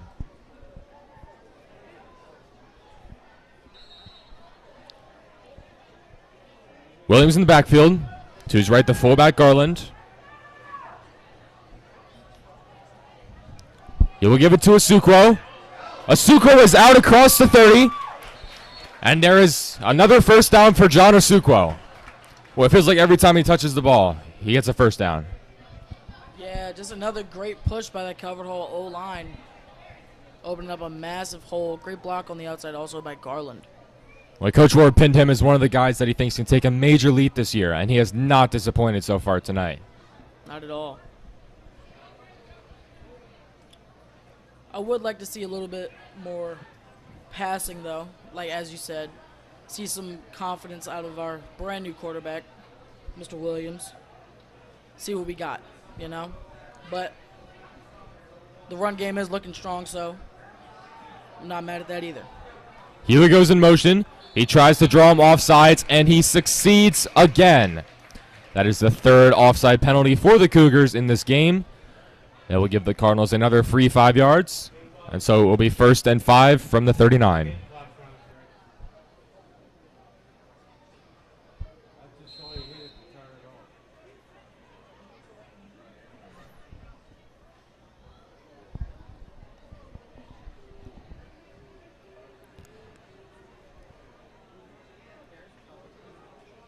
So it'll be 1st and 5.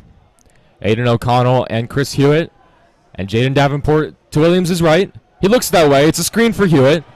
Hewitt gets the ball behind the line of scrimmage. Tries to make some guys miss. Breaks a couple tackles. Still going. And he's finally brought down out of bounds at the 41-yard line.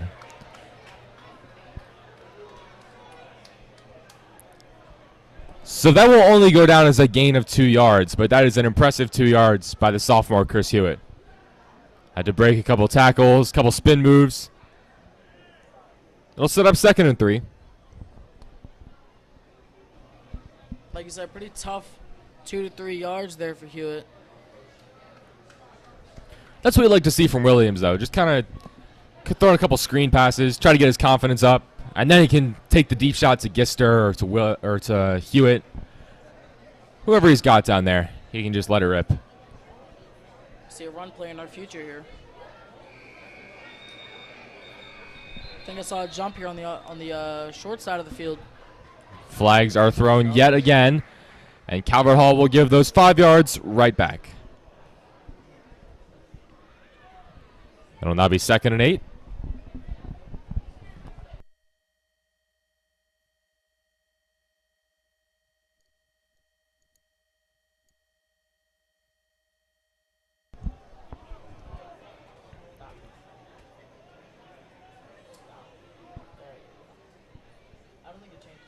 Williams takes a snap.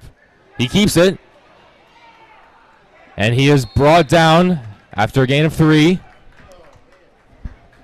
That's Wrestled number down. 9, the captain, Donnell Dawkins on the tackle. Said his name a couple times tonight. He's been impressive. Yeah, Williams gets wrestled down once again. A little bit more jarring coming out. Like I said, tensions are definitely getting high as this game begins to wind down. And chances for this Mount Carmel team to get back into it are getting smaller and smaller. So this will be 3rd and 2. We see the speedy wide receivers Davenport and Hewitt leave the field, and the 2 big tight ends Jackson Gister and JT Taggart enter the field. You gotta think they're gonna go with a run here when you bring on those big tight ends, right? They don't. They go to the pass. Well, if I was the defensive coordinator, it would have fooled me, because they do go to the pass. Just dumps it out there for a gain of 3, and there's another Calvert Hall first down. Looks like that went to O'Connell, number 19, the senior. Yeah, not bad. You know, just trying to get Williams some quick throws to gain that confidence, so that hopefully we can take that deep shot. Back to the run. Another option play, this time to Asukwo. He breaks tackles. He's still going. He's still on his feet. Oh, my. He will go all the way. What a run by John Asukwo. Boy, he has been a bright spot tonight. That is a 47-yard touchdown run from the junior. Boy, he has been unstoppable tonight. Like I said, every time he gets the ball, it seems like it's a first down. And he many a tackle there. I know, he broke like 3 or 4 tackles, and then once he got through, he was gone. The speed took over. That's where their conditioning comes in. Yeah, hit that 3rd gear, so you say, you know. Really opened up. Defense just couldn't catch him. Well, another impressive drive there from the Cardinals. O'Connell on for the extra point. Grunder to hold. Hawks to snap. Oh, it's a fake. Grunder will take it himself. He's going to run it. He's going to keep it. And that goes nowhere. He is brought down at the 5-yard line. I guess they're trying to just give him a different look there. So it'll be 19-0. 8:29 left in the 3rd.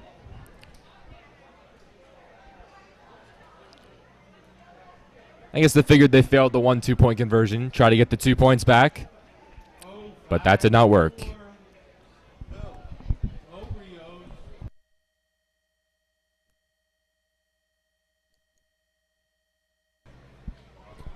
I think that play was meant to be a pass, but just a bit of a miscommunication, and Grunder just had to eat that one, you know? Yeah, Mount Carmel special teams read that well. And so they will keep it to under 20. It'll be 19-0.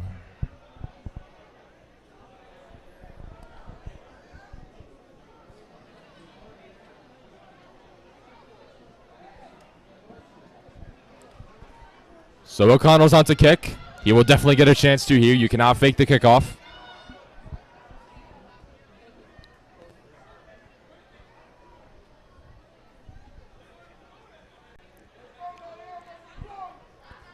Again, back deep is Murphy Sorrell and Javon Burris, who had the long kick return in the first quarter.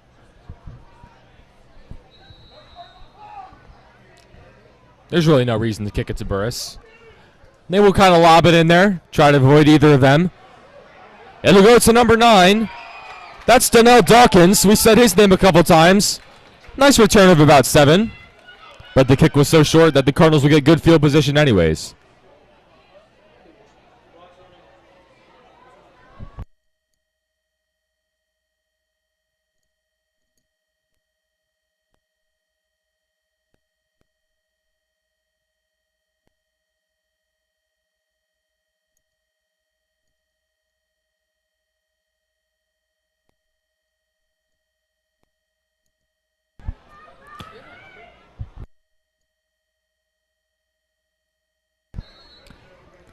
So here we see the freshman Sable again. The snap is dropped. He'll just have to fall on it. We've seen a couple times the Cougars have trouble with the snap.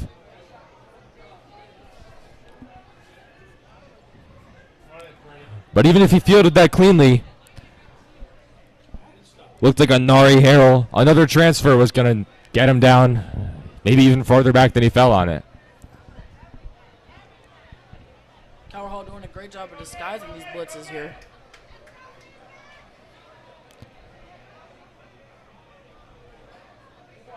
Sable will field the snap cleanly. Give it to Scott. He will be stopped right at the line. Looks like Drew Stewart in there with the pressure, as well as James Trainham.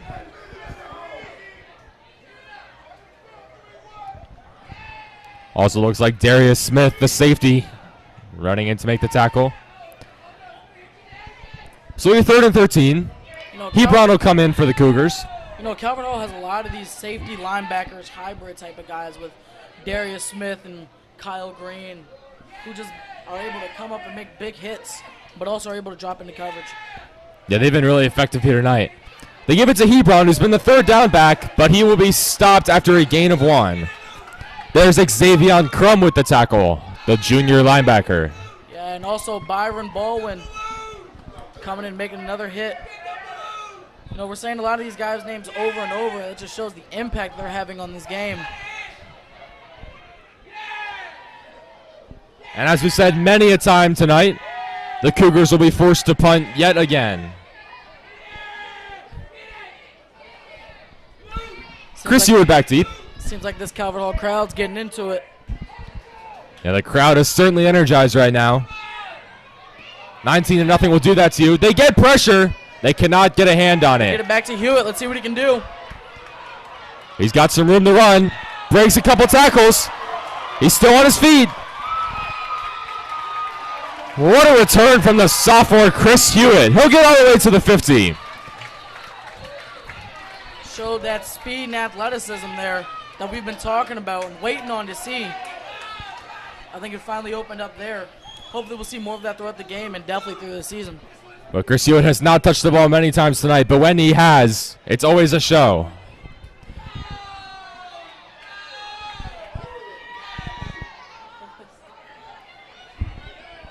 Looks like the crowd might be passing a balloon around right now. It's bobbing right in front of the press box.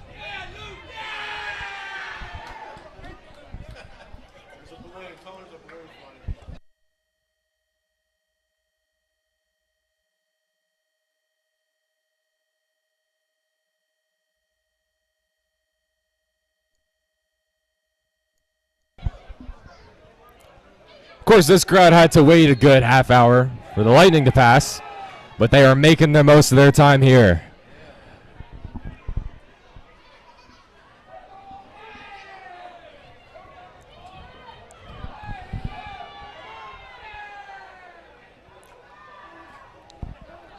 Williams takes a snap. He hands off to Asukwo, and he is stopped behind the line. That might be one of the first times we saw that this game, actually. I can't believe it. I mean, John Asuko not picking up 10 yards on a run. I mean, that seems impossible.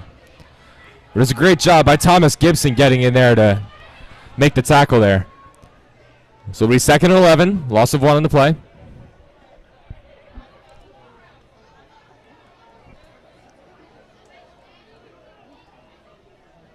Well, he's got some tall wide receivers to his left. He's got Taggart, the tight ends, and then Elijah Hammonds and Aiden O'Connell.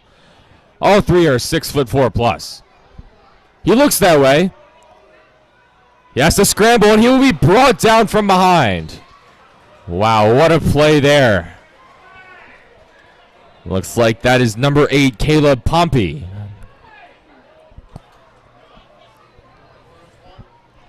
It's a huge tackle there.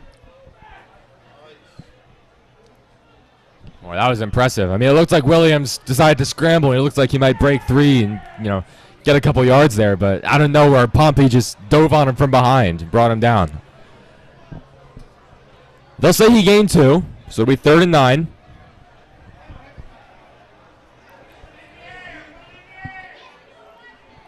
Game clock rounding down. Calvert Hall have to call a timeout. They seemed confused there. Game clock was under 3, and Coach Ward had no choice but to call a timeout. So we'll step away. 4:55 here in the 3rd. You're listening to the Communications Club broadcast of Calvert Hall Athletics.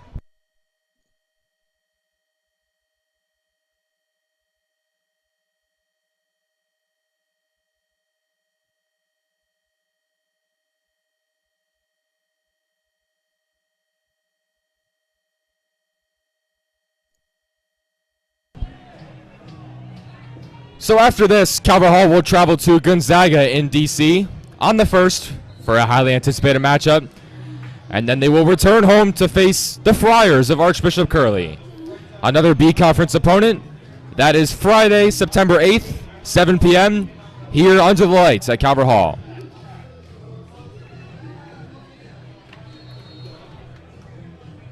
So we've got 3rd and 9. Williams in the shotgun. He'll fake the handoff. He'll look over the middle. He's got Hewitt over his head a little bit. Off the right hands and falls to the ground incomplete. 4th and 9. The punt team will come on. No reason to risk it, up 19.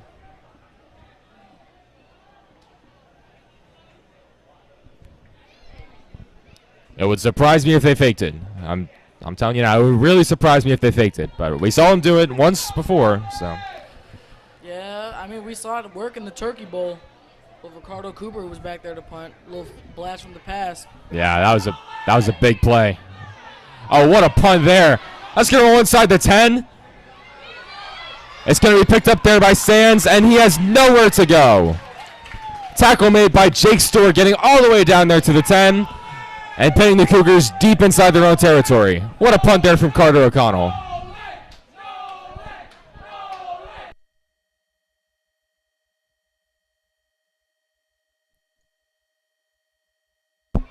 Jake Stewart, another one of those guys whose name has just been popping up all night.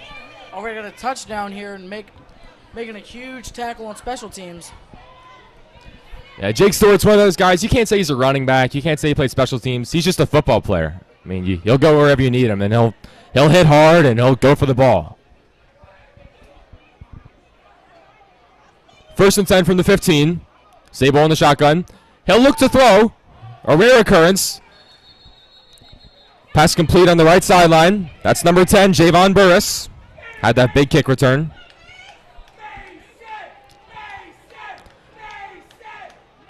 Gain of 7 yards.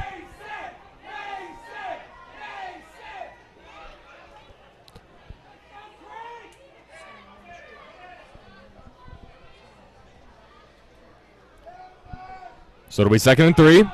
Ball on the 22.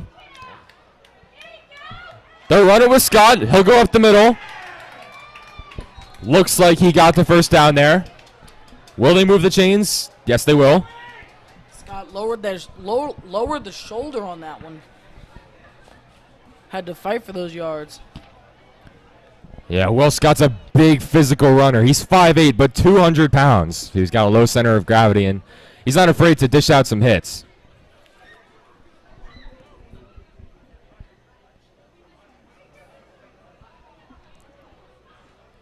Now Carmel's 1st and 10 from the 27. Sable will hand the ball off again. He's not afraid to do that. It's Scott on the carry for a gain of 3. And it'll be 2nd and 7. Just under 4 minutes.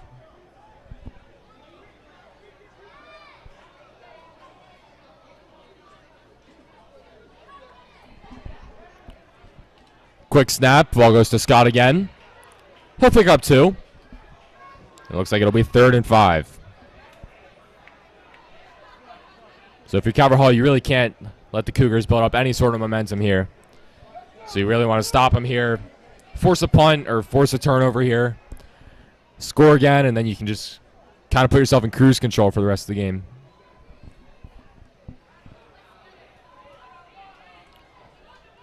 It'll be 3rd and 4. Looks to his right. That's a wobbling dump, but it will be complete to Burris. When Burris found himself open on the left side. That was Alex Schwartz, the senior, in coverage. Made the tackle there. But not before a gain of 10. And another first down for the Cougars.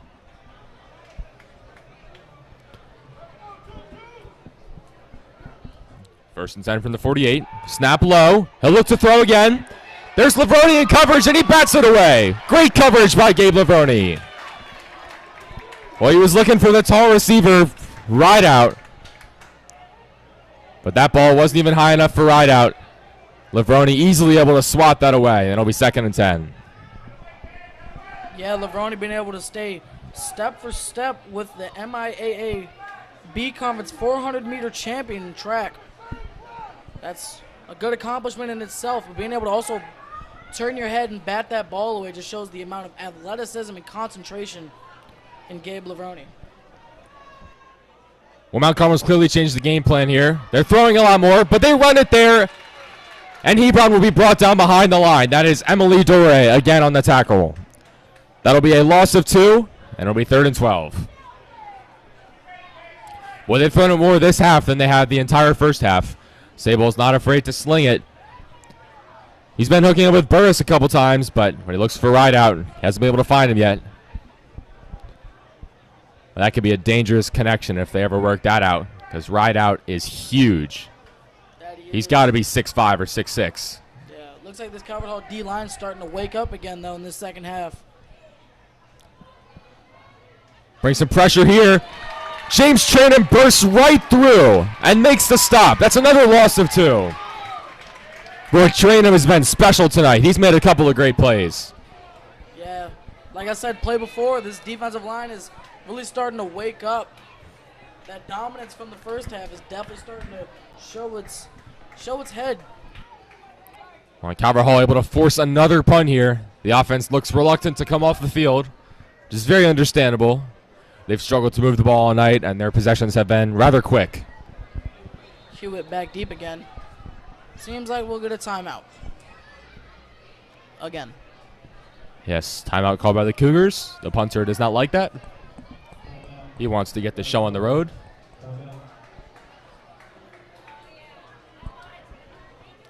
We'll step aside for a second. Minute 32 left in the third.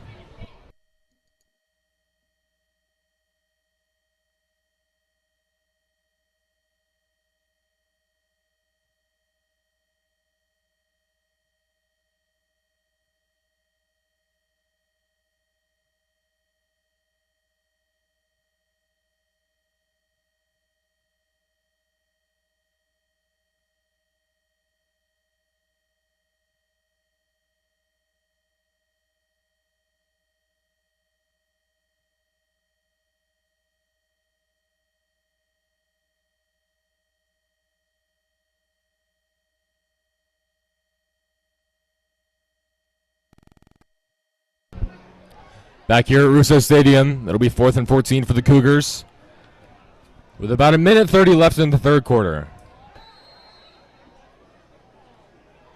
Punting game has been rough tonight for the Cougars. I won't sugarcoat it. They have had trouble with the punt. Another low snap, almost blocked again. Someone might have gotten a finger on it, but that will flutter out of bounds at about the Calvert Hall 35. Boy.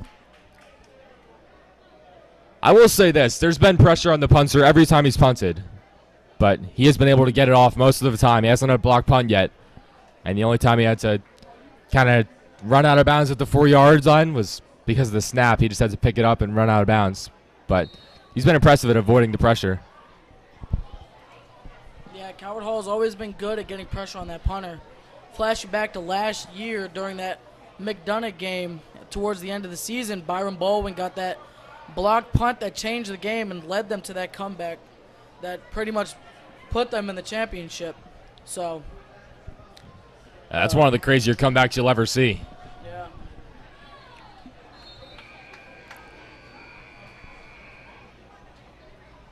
They handed the ball off to Jake Stewart as he just plowed ahead for 2 yards, 2 rough yards there. Calvert Hall has fought for every single yard tonight. They're not going down easy.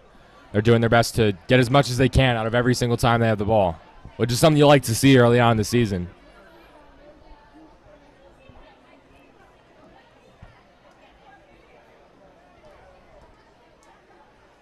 Stewart in the backfield again, along with Max Scarlin, the junior fullback.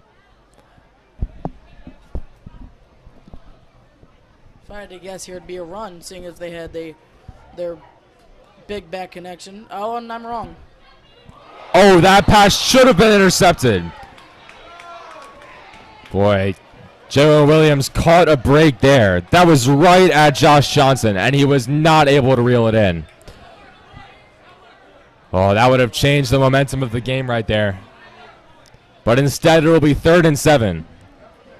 Yeah, Williams got away with one there. I think what we're learning is that when we say, I think it's going to be a run here, it's never a run. Yeah, Like, we're 0 for 2 so far. Yep. But like they say, third time's a charm. Yeah, I don't know what they would do here. Run game's been good. Jake Stort's back in the backfield.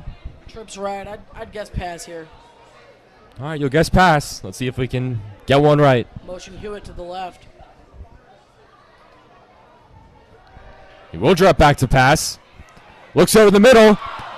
Off the hands of Hewitt. Again, that ball's a little high. Hewitt has to go up and get it. That's a catchable ball, but that's a tough play for any receiver. Yeah, it is. Just a few mistakes on the field. We haven't seen many out of Williams, but there are some that have. He's missed a few open guys, thrown a few high balls, but out of a sophomore, first, starting varsity snaps, it's expected. So it's good to see that Calvert Hall's run game has definitely been dominant. As good as Hewitt is, he is only 5'11", so that ball is more suited for someone like Jackson Gister. Another good punt there. Down inside the 25. There's a big scramble there.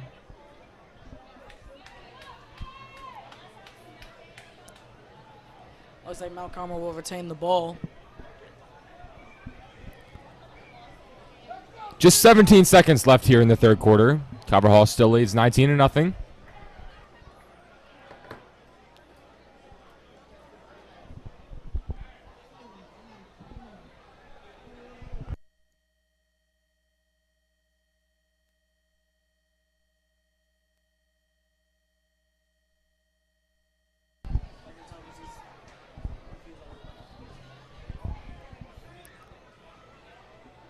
Sable stands in the shotgun. Ball in the 24. 1st and 10. He drops back to pass. He had right out, but he didn't have enough time to get it to him. Instead, he'll have to scramble. And he is pushed out of bounds by Xavier Crum. Nice play there by Crum. Prevent any further gain. And so that'll bring up a 2nd down. Crum is a guy who made a lot of noise last year. Went out with an injury, coming back, and he's holding down that linebacker position to see if he maintains his dominance that he had. Now we get our first look at the freshman C.J. Jones in coverage on the left side, number 20. Sable will hand it off. There's Scott around the left side. And he will be tackled inbounds, so the clock will run. Kyle Green making another tackle there, and that will bring us to the end of the third quarter.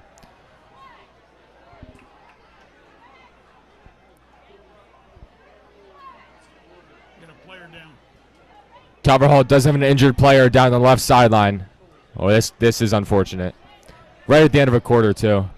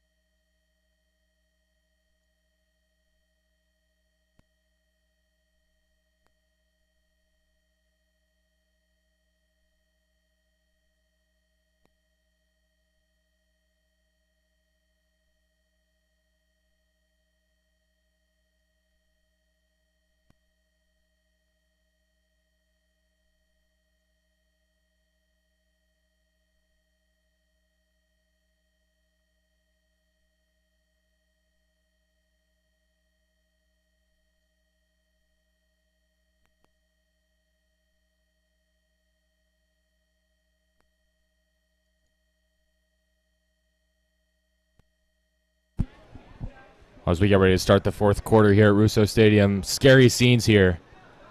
It's the injured player for the Cardinals. We can't make out who it is, but he has not moved.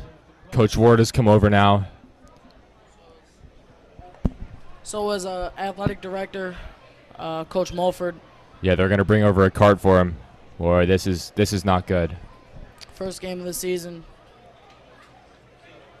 Calvert Hall was bit by the injury bug early this year as senior Mike Bell went out with a collarbone.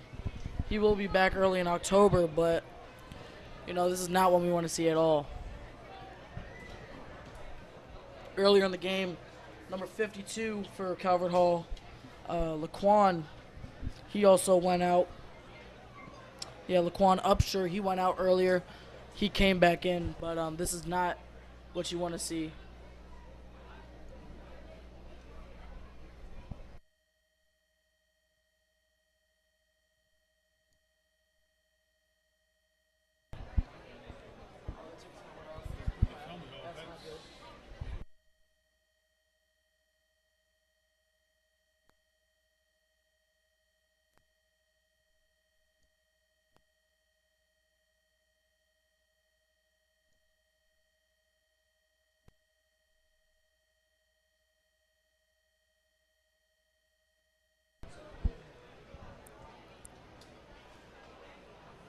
So the injured Cardinal has sat up now.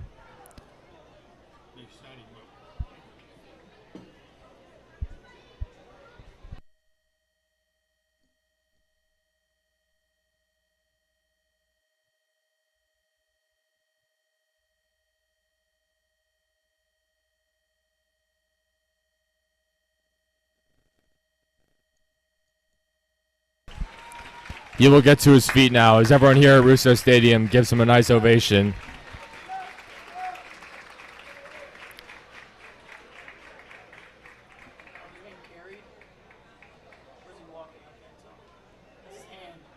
Yeah, it looks like it's his arm or his hand.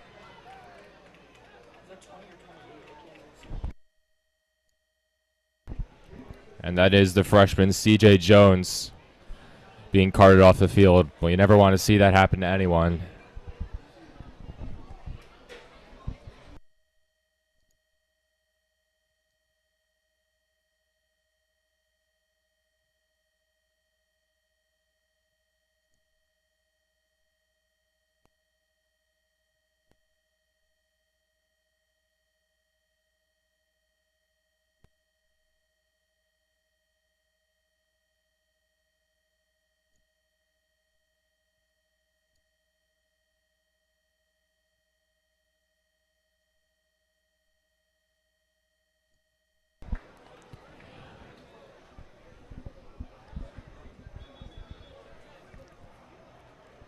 So we are about to get ready to start the fourth quarter. The Cougars will have a 3rd and 4 on their own 30.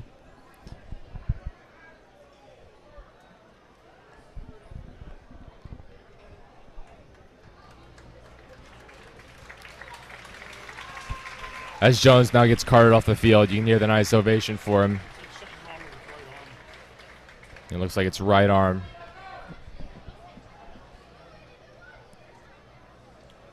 It's stuff like that makes me glad that we have a great training staff with Ms. Kira Heath. Being a rugby guy myself, I've been in that office quite a few times, so I can say that they're always there for you. Something that you never want to see, though. No, that's definitely a blessing that we have at Calvert Hall. We're very fortunate to have great trainers. As there's a stop, there's Xavier Crum with the stop right at the line of scrimmage. So it'll be 4th and 5. And the Cougars will punt again.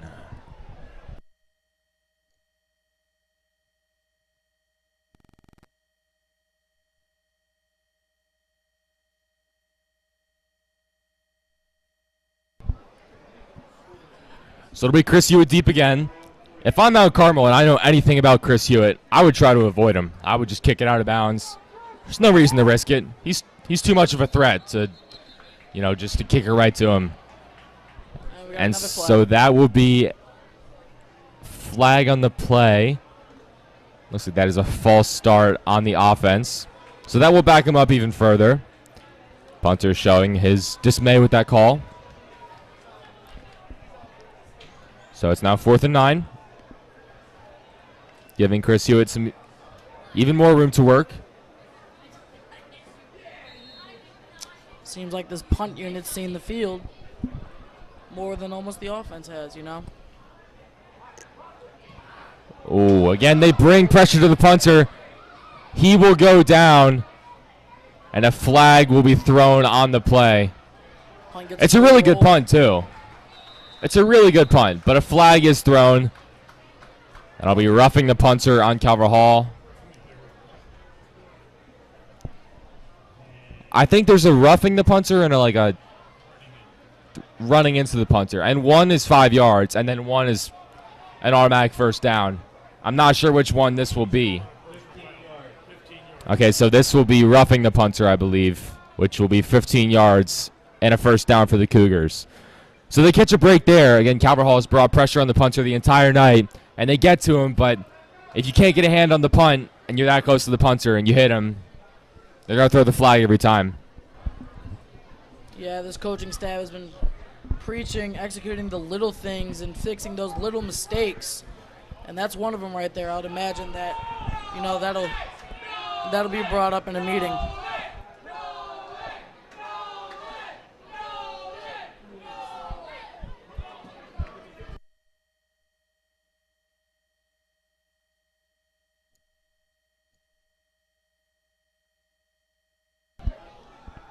So Sable will take the snap. He'll fake the pass. He'll look over the middle. Pass complete to Rideout. His first catch of the night, but a flag is thrown. Oh, that will be going against the Cougars. Sable looks dismayed. The call is going to be illegal motion.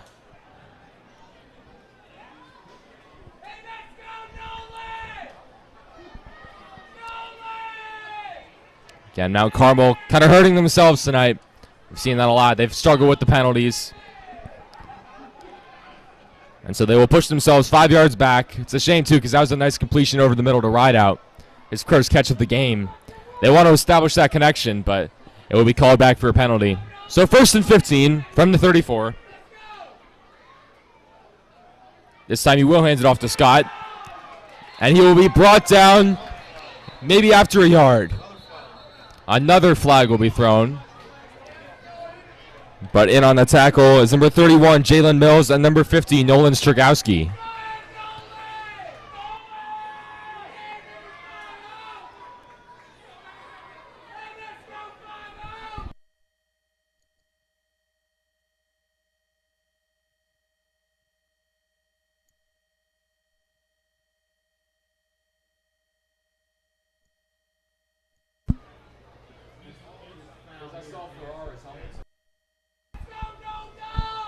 So it looks like the call would be illegal hands to the face again on the Cougars. We saw Cole Ferrara's helmet coming off, and I think when it comes off when the other team rips it off, you don't have to come off the field for a play, which is why he will stay in the game. But illegal hands to the face, that will be 15 yards. And so now it will be 1st and 30 for Mount Carmel. And they've barely been able to move the ball 30 yards all night. So this will be a challenge for them.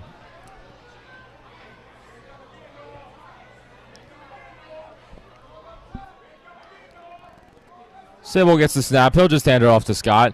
Nothing doing. He's brought down in the line of scrimmage. Doran on the tackle along with Elijah Hammond. Excuse me, that is Asaya Hammond. I knew I was going to do that once tonight. We have 2 Hammonds. Elijah is the wide receiver. And then Asaya will be featured on both the offensive and the defensive lines. Also went on the tackle. The man whose name was coming up prominent in the first quarter, Max Ohama. Yeah, Max Ohama, quite the first quarter. Still active, just ain't on the tackle there. Maybe the delay, we just haven't said his name much, you know. So it'll be 2nd and 28, slightly more manageable than 2nd and 30. Sable will drop back. He'll look to throw. He's got Hodge over the middle. That'll be intercepted. Kyle Green on the pick. And he might go all the way. There's a flag. A flag is thrown, but Kyle Green will take it into the end zone. A 50-yard interception return touchdown. pick six for Kyle Green. There was a flag on the play, but we'll see what it is. Well, on the return, it might be a legal block or a block in the back on Calvert Hall. And celebration penalty. As Yeah. the ref's hat comes off.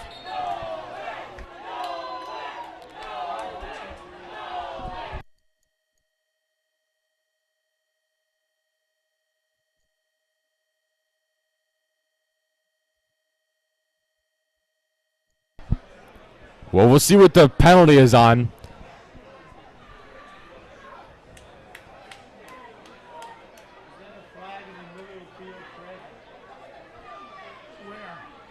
So Calvert Hall will retain possession after the interception by Kyle Green. But a penalty on the return will cost them a touchdown.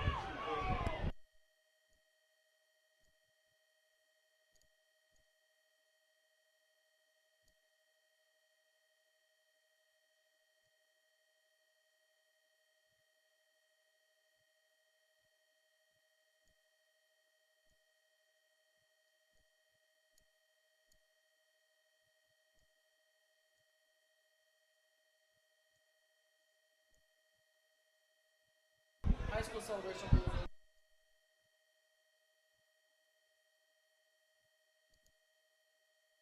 So it will be Calvert Hall ball. Right at the Mount Carmel 30.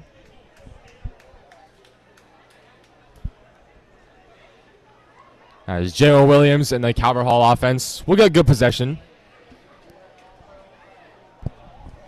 The juniors in this Calvert Hall secondary are coming alive. Byron Baldwin earlier in the game with a pick, and now Kyle Green with a pick. The dynamic duo almost in that free safety, strong safety-ish position. But we were talking to each other early on, and we said this team's basically all juniors. I mean, we have some sophomores and J.O. Williams and Chris Hewitt. You got some seniors making plays too. But it's really mainly juniors. So this team's going to be set for this year and the next. Williams will keep himself. He's got room to run. He'll be brought down. Flag thrown after a gain of 7. I don't know what the flag will be on.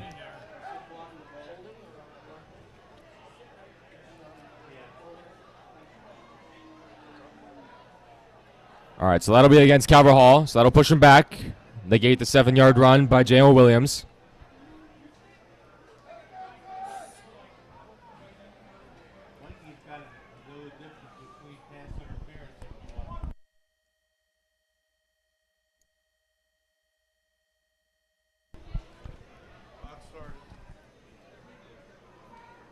So it'll now be first and about 14. Yep, first and 14 from the 34. Not every day you see a first and 14. Makai Brown in the game now. He will hand it off to Isukwo, who picks up about 7 on the play.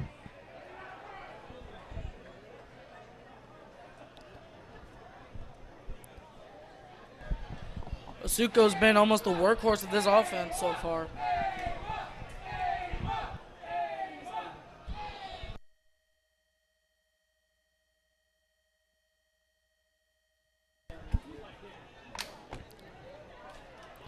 So as it stands with 8:37 left in the fourth quarter, it looks like J.O. Williams' night might be done.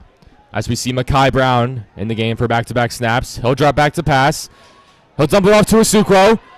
He's got some room to run. He breaks a tackle. Gets out of bounds around the 20. He'll be right at the first down marker. I don't know if he'll get it.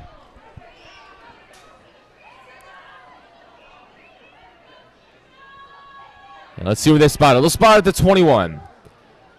So it'll be 3rd and 1 from the 21. And a nice job by Isukwo making things happen. Off the screenplay from Makai Brown.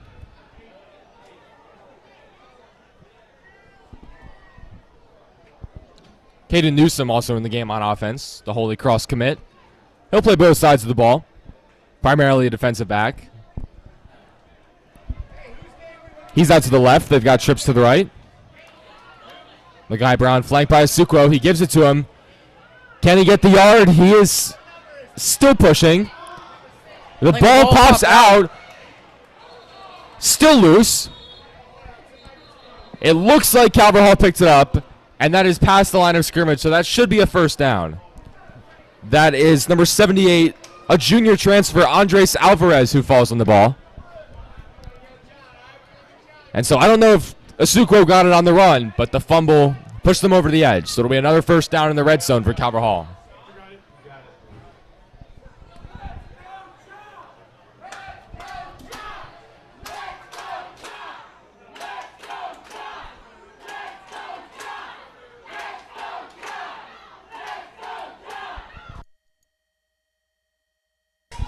Mekhi Brown will pass, and he is brought down. There's a sack by the Cougars. 2 open receivers in the end zone. Just couldn't give him that extra split second to get that ball off. Good rush there by the Cougars. He just didn't have time. Donnell Dawkins, another captain on this team. We've been saying his name a lot tonight, but he makes another big play for the Cougars. So it'll be 2nd and 16. Ball back on the 20, still in the red zone.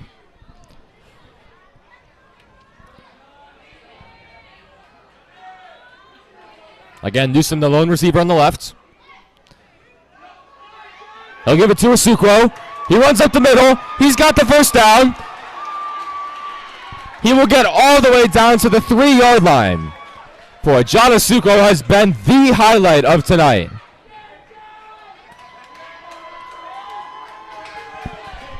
Like I said earlier, the workhorse of this offense, Asuquo's taken the load and has ran with it.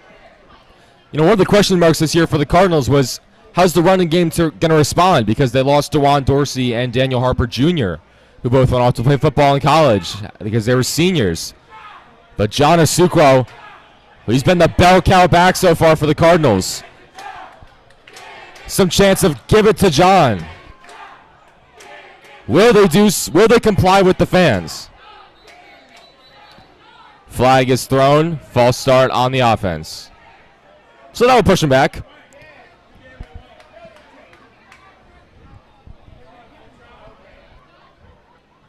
Whether it's 3 yards or 8 yards, John Asuquo can pick it up.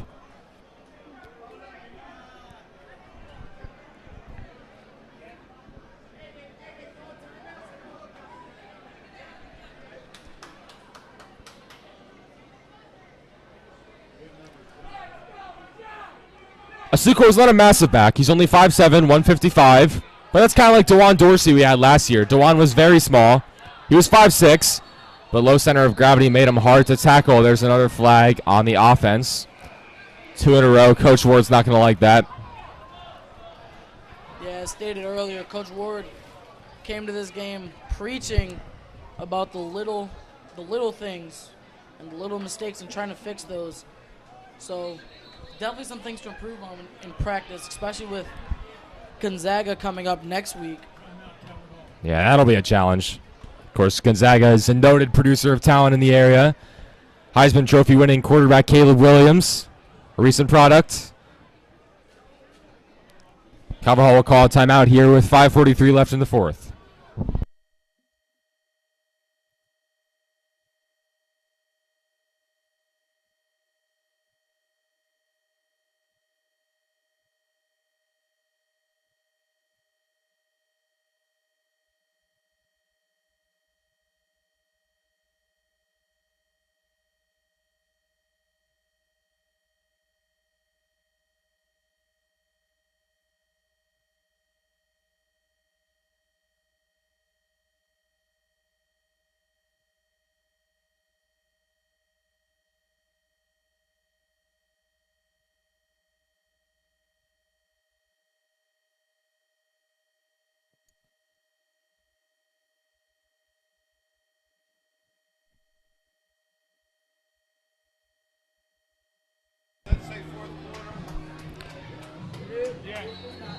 So we are back here at Russo Stadium.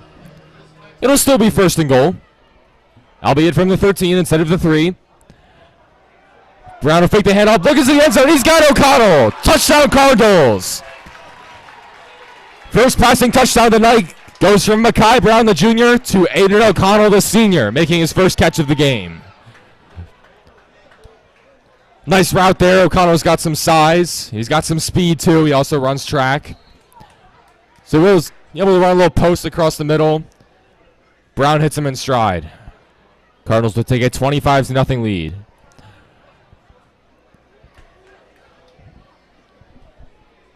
O'Connell on for the extra point. And he will get a chance to kick it. And it does go through. A little bit wobbly. But the Cardinals now lead 26-0. 5:38 left here in the game. They will kick off momentarily. We'll step aside.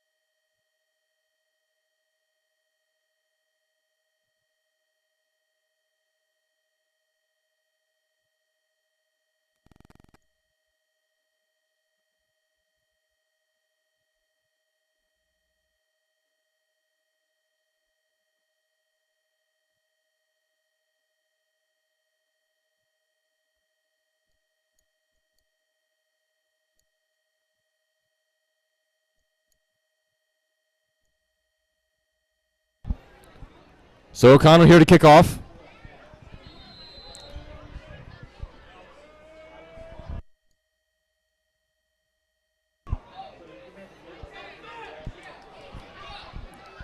They'll go to Murphy Sorrell. And he'll be brought down. Look at that. Aiden O'Connell making the hit on special teams right after his touchdown. There's also Amir Shaw on the action.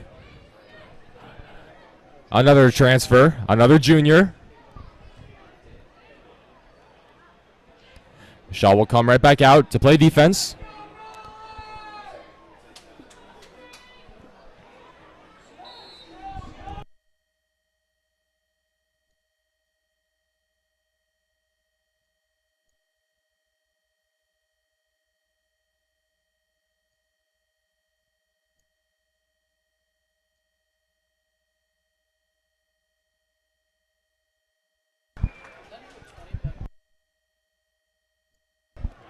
We're now seeing some new faces on the Calvert Hall defense.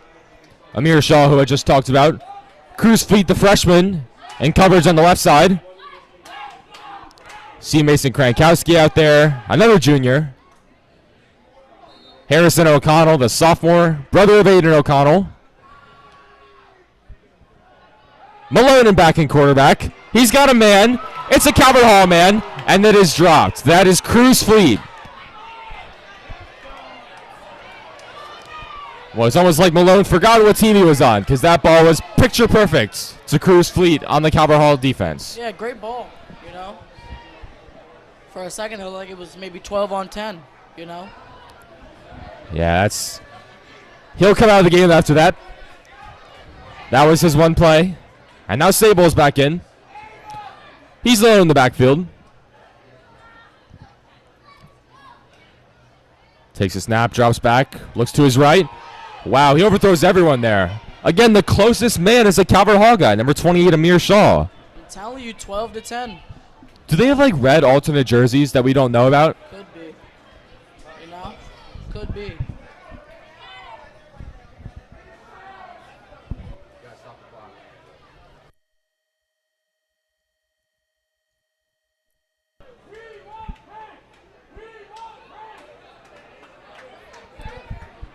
So it's 3rd and 10. After 2 eventful incompletions.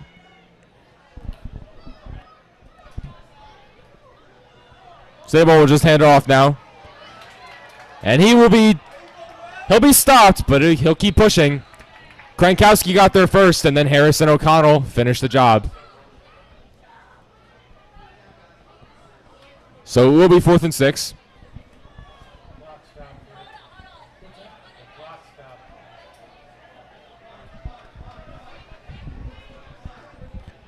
As we've said time and time again, the Our Lady of Mount Carmel Cougars bring on the punt team. Guess who? Chris Hewitt's back to receive.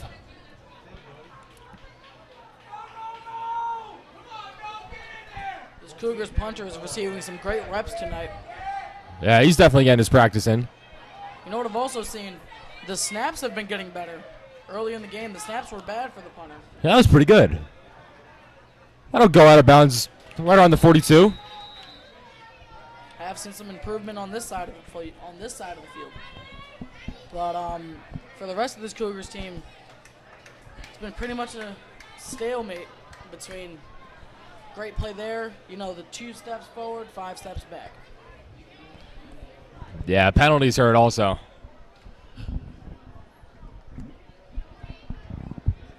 So 4:23 left in the game. It'll be 1st and 10 from the 43.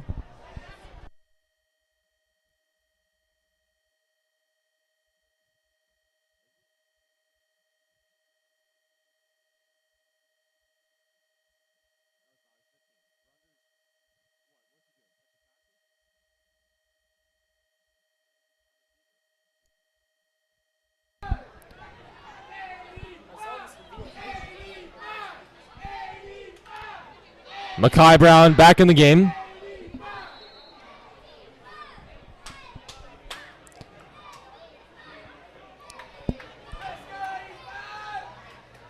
He'll take the snap. He'll hands it off. There's Kevon Mitchell, the junior, getting his first taste of action tonight. He'll be the 3rd string running back this year, but certainly looking to work his way up that pyramid. Nice pickup of 7. Not a bad run there. You also see some new wideouts in the game for the Cardinals. You see Dane Grunder and Kai Wazalewski making their first appearances of the night. Also, Marcus Knoll, the wide receiver DN, standing at 6'2". He's getting his first touches of the night. Yeah, 26-0, 3:40 left in the game. It's good to get some of these guys in the game that might not get action otherwise. Ball goes to Mitchell again. He'll go up the middle. It's going to be close, but I think he got the first down. No, the side judge is not going to give it to him. So it'll be 3rd and inches. No, are they moving? Yep, moving the sticks. Well, we will move the chains. It'll be a first down. We have an indecisive side judge tonight, but he has given Vaughn Mitchell on the first down.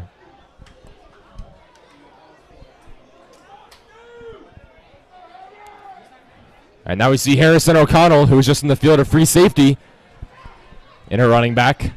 Captain Aiden O'Connell's little brother. He'll take the handoff. He'll fight forward. It's a nice run there. Gain of about 4. Got hit hard there. Yeah, looks like he got bent in half on those. He's a bit smaller in stature compared to the other running backs, but he still pops a punch. So the clock will keep winding down. Brown looks to the sideline for the signal. He's got it.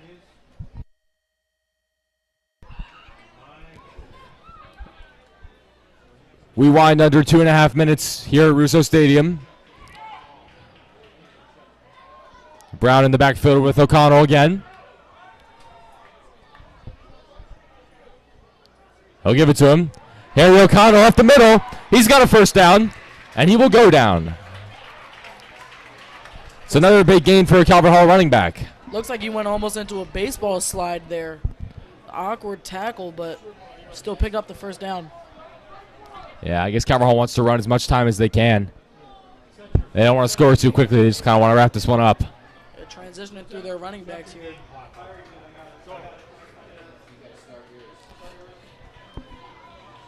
Here we see another freshman, Jameer Wallace, getting some action. He'll be in the slot on the right. Handoff will go back to Kevon Mitchell. He's going up the middle. And there's another first down. Vaughn Mitchell, another good game. About 10 or 11 yards. Seems like these junior running backs are definitely being able to run with the ball. They're showing that they got some power there. With the Cusco being the workhorse, and now you put in Kevon Mitchell.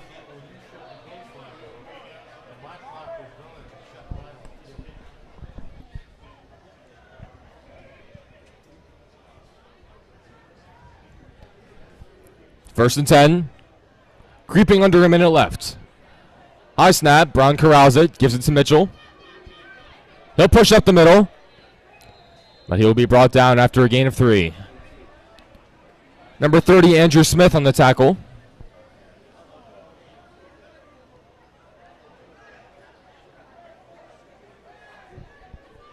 We have another helmet come off.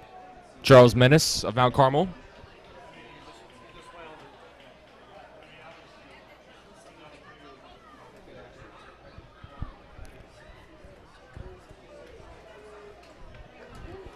Second and 6.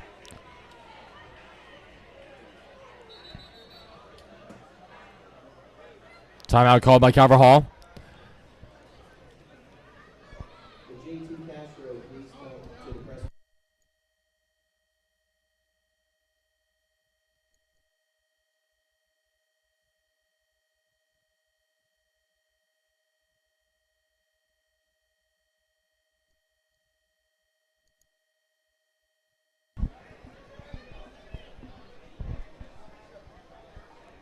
Well, as we wind down here at Russo Stadium, it's been a pretty eventful night for the Calvert Hall offense, as well as the Calvert Hall defense. Both sides of the ball have really showed out in their first game. Of course, we had that long delay. But Calvert Hall never missed a beat. They scored 13 points before the delay, and they have scored 13 points after the delay.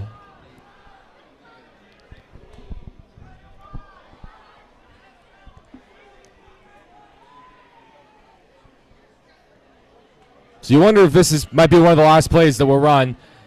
And it is. Dan Grunder will be under center. Victory formation. He will take a knee. And that will do it. As the clock winds down, your final score will be Calvert Hall 26, Mount Carmel nothing. Well, I think that was a great all-around showing from both teams tonight. But Calvert Hall really stole the show. And I think the highlight of the game was seeing John Asuquo come into his own as the RB1. Yeah, John Asuquo definitely came into his own here in this game. Hope to see more throughout the season. But I don't also want to make sure that we don't take away from that Calvert Hall defense. You know, the saying defense wins championships.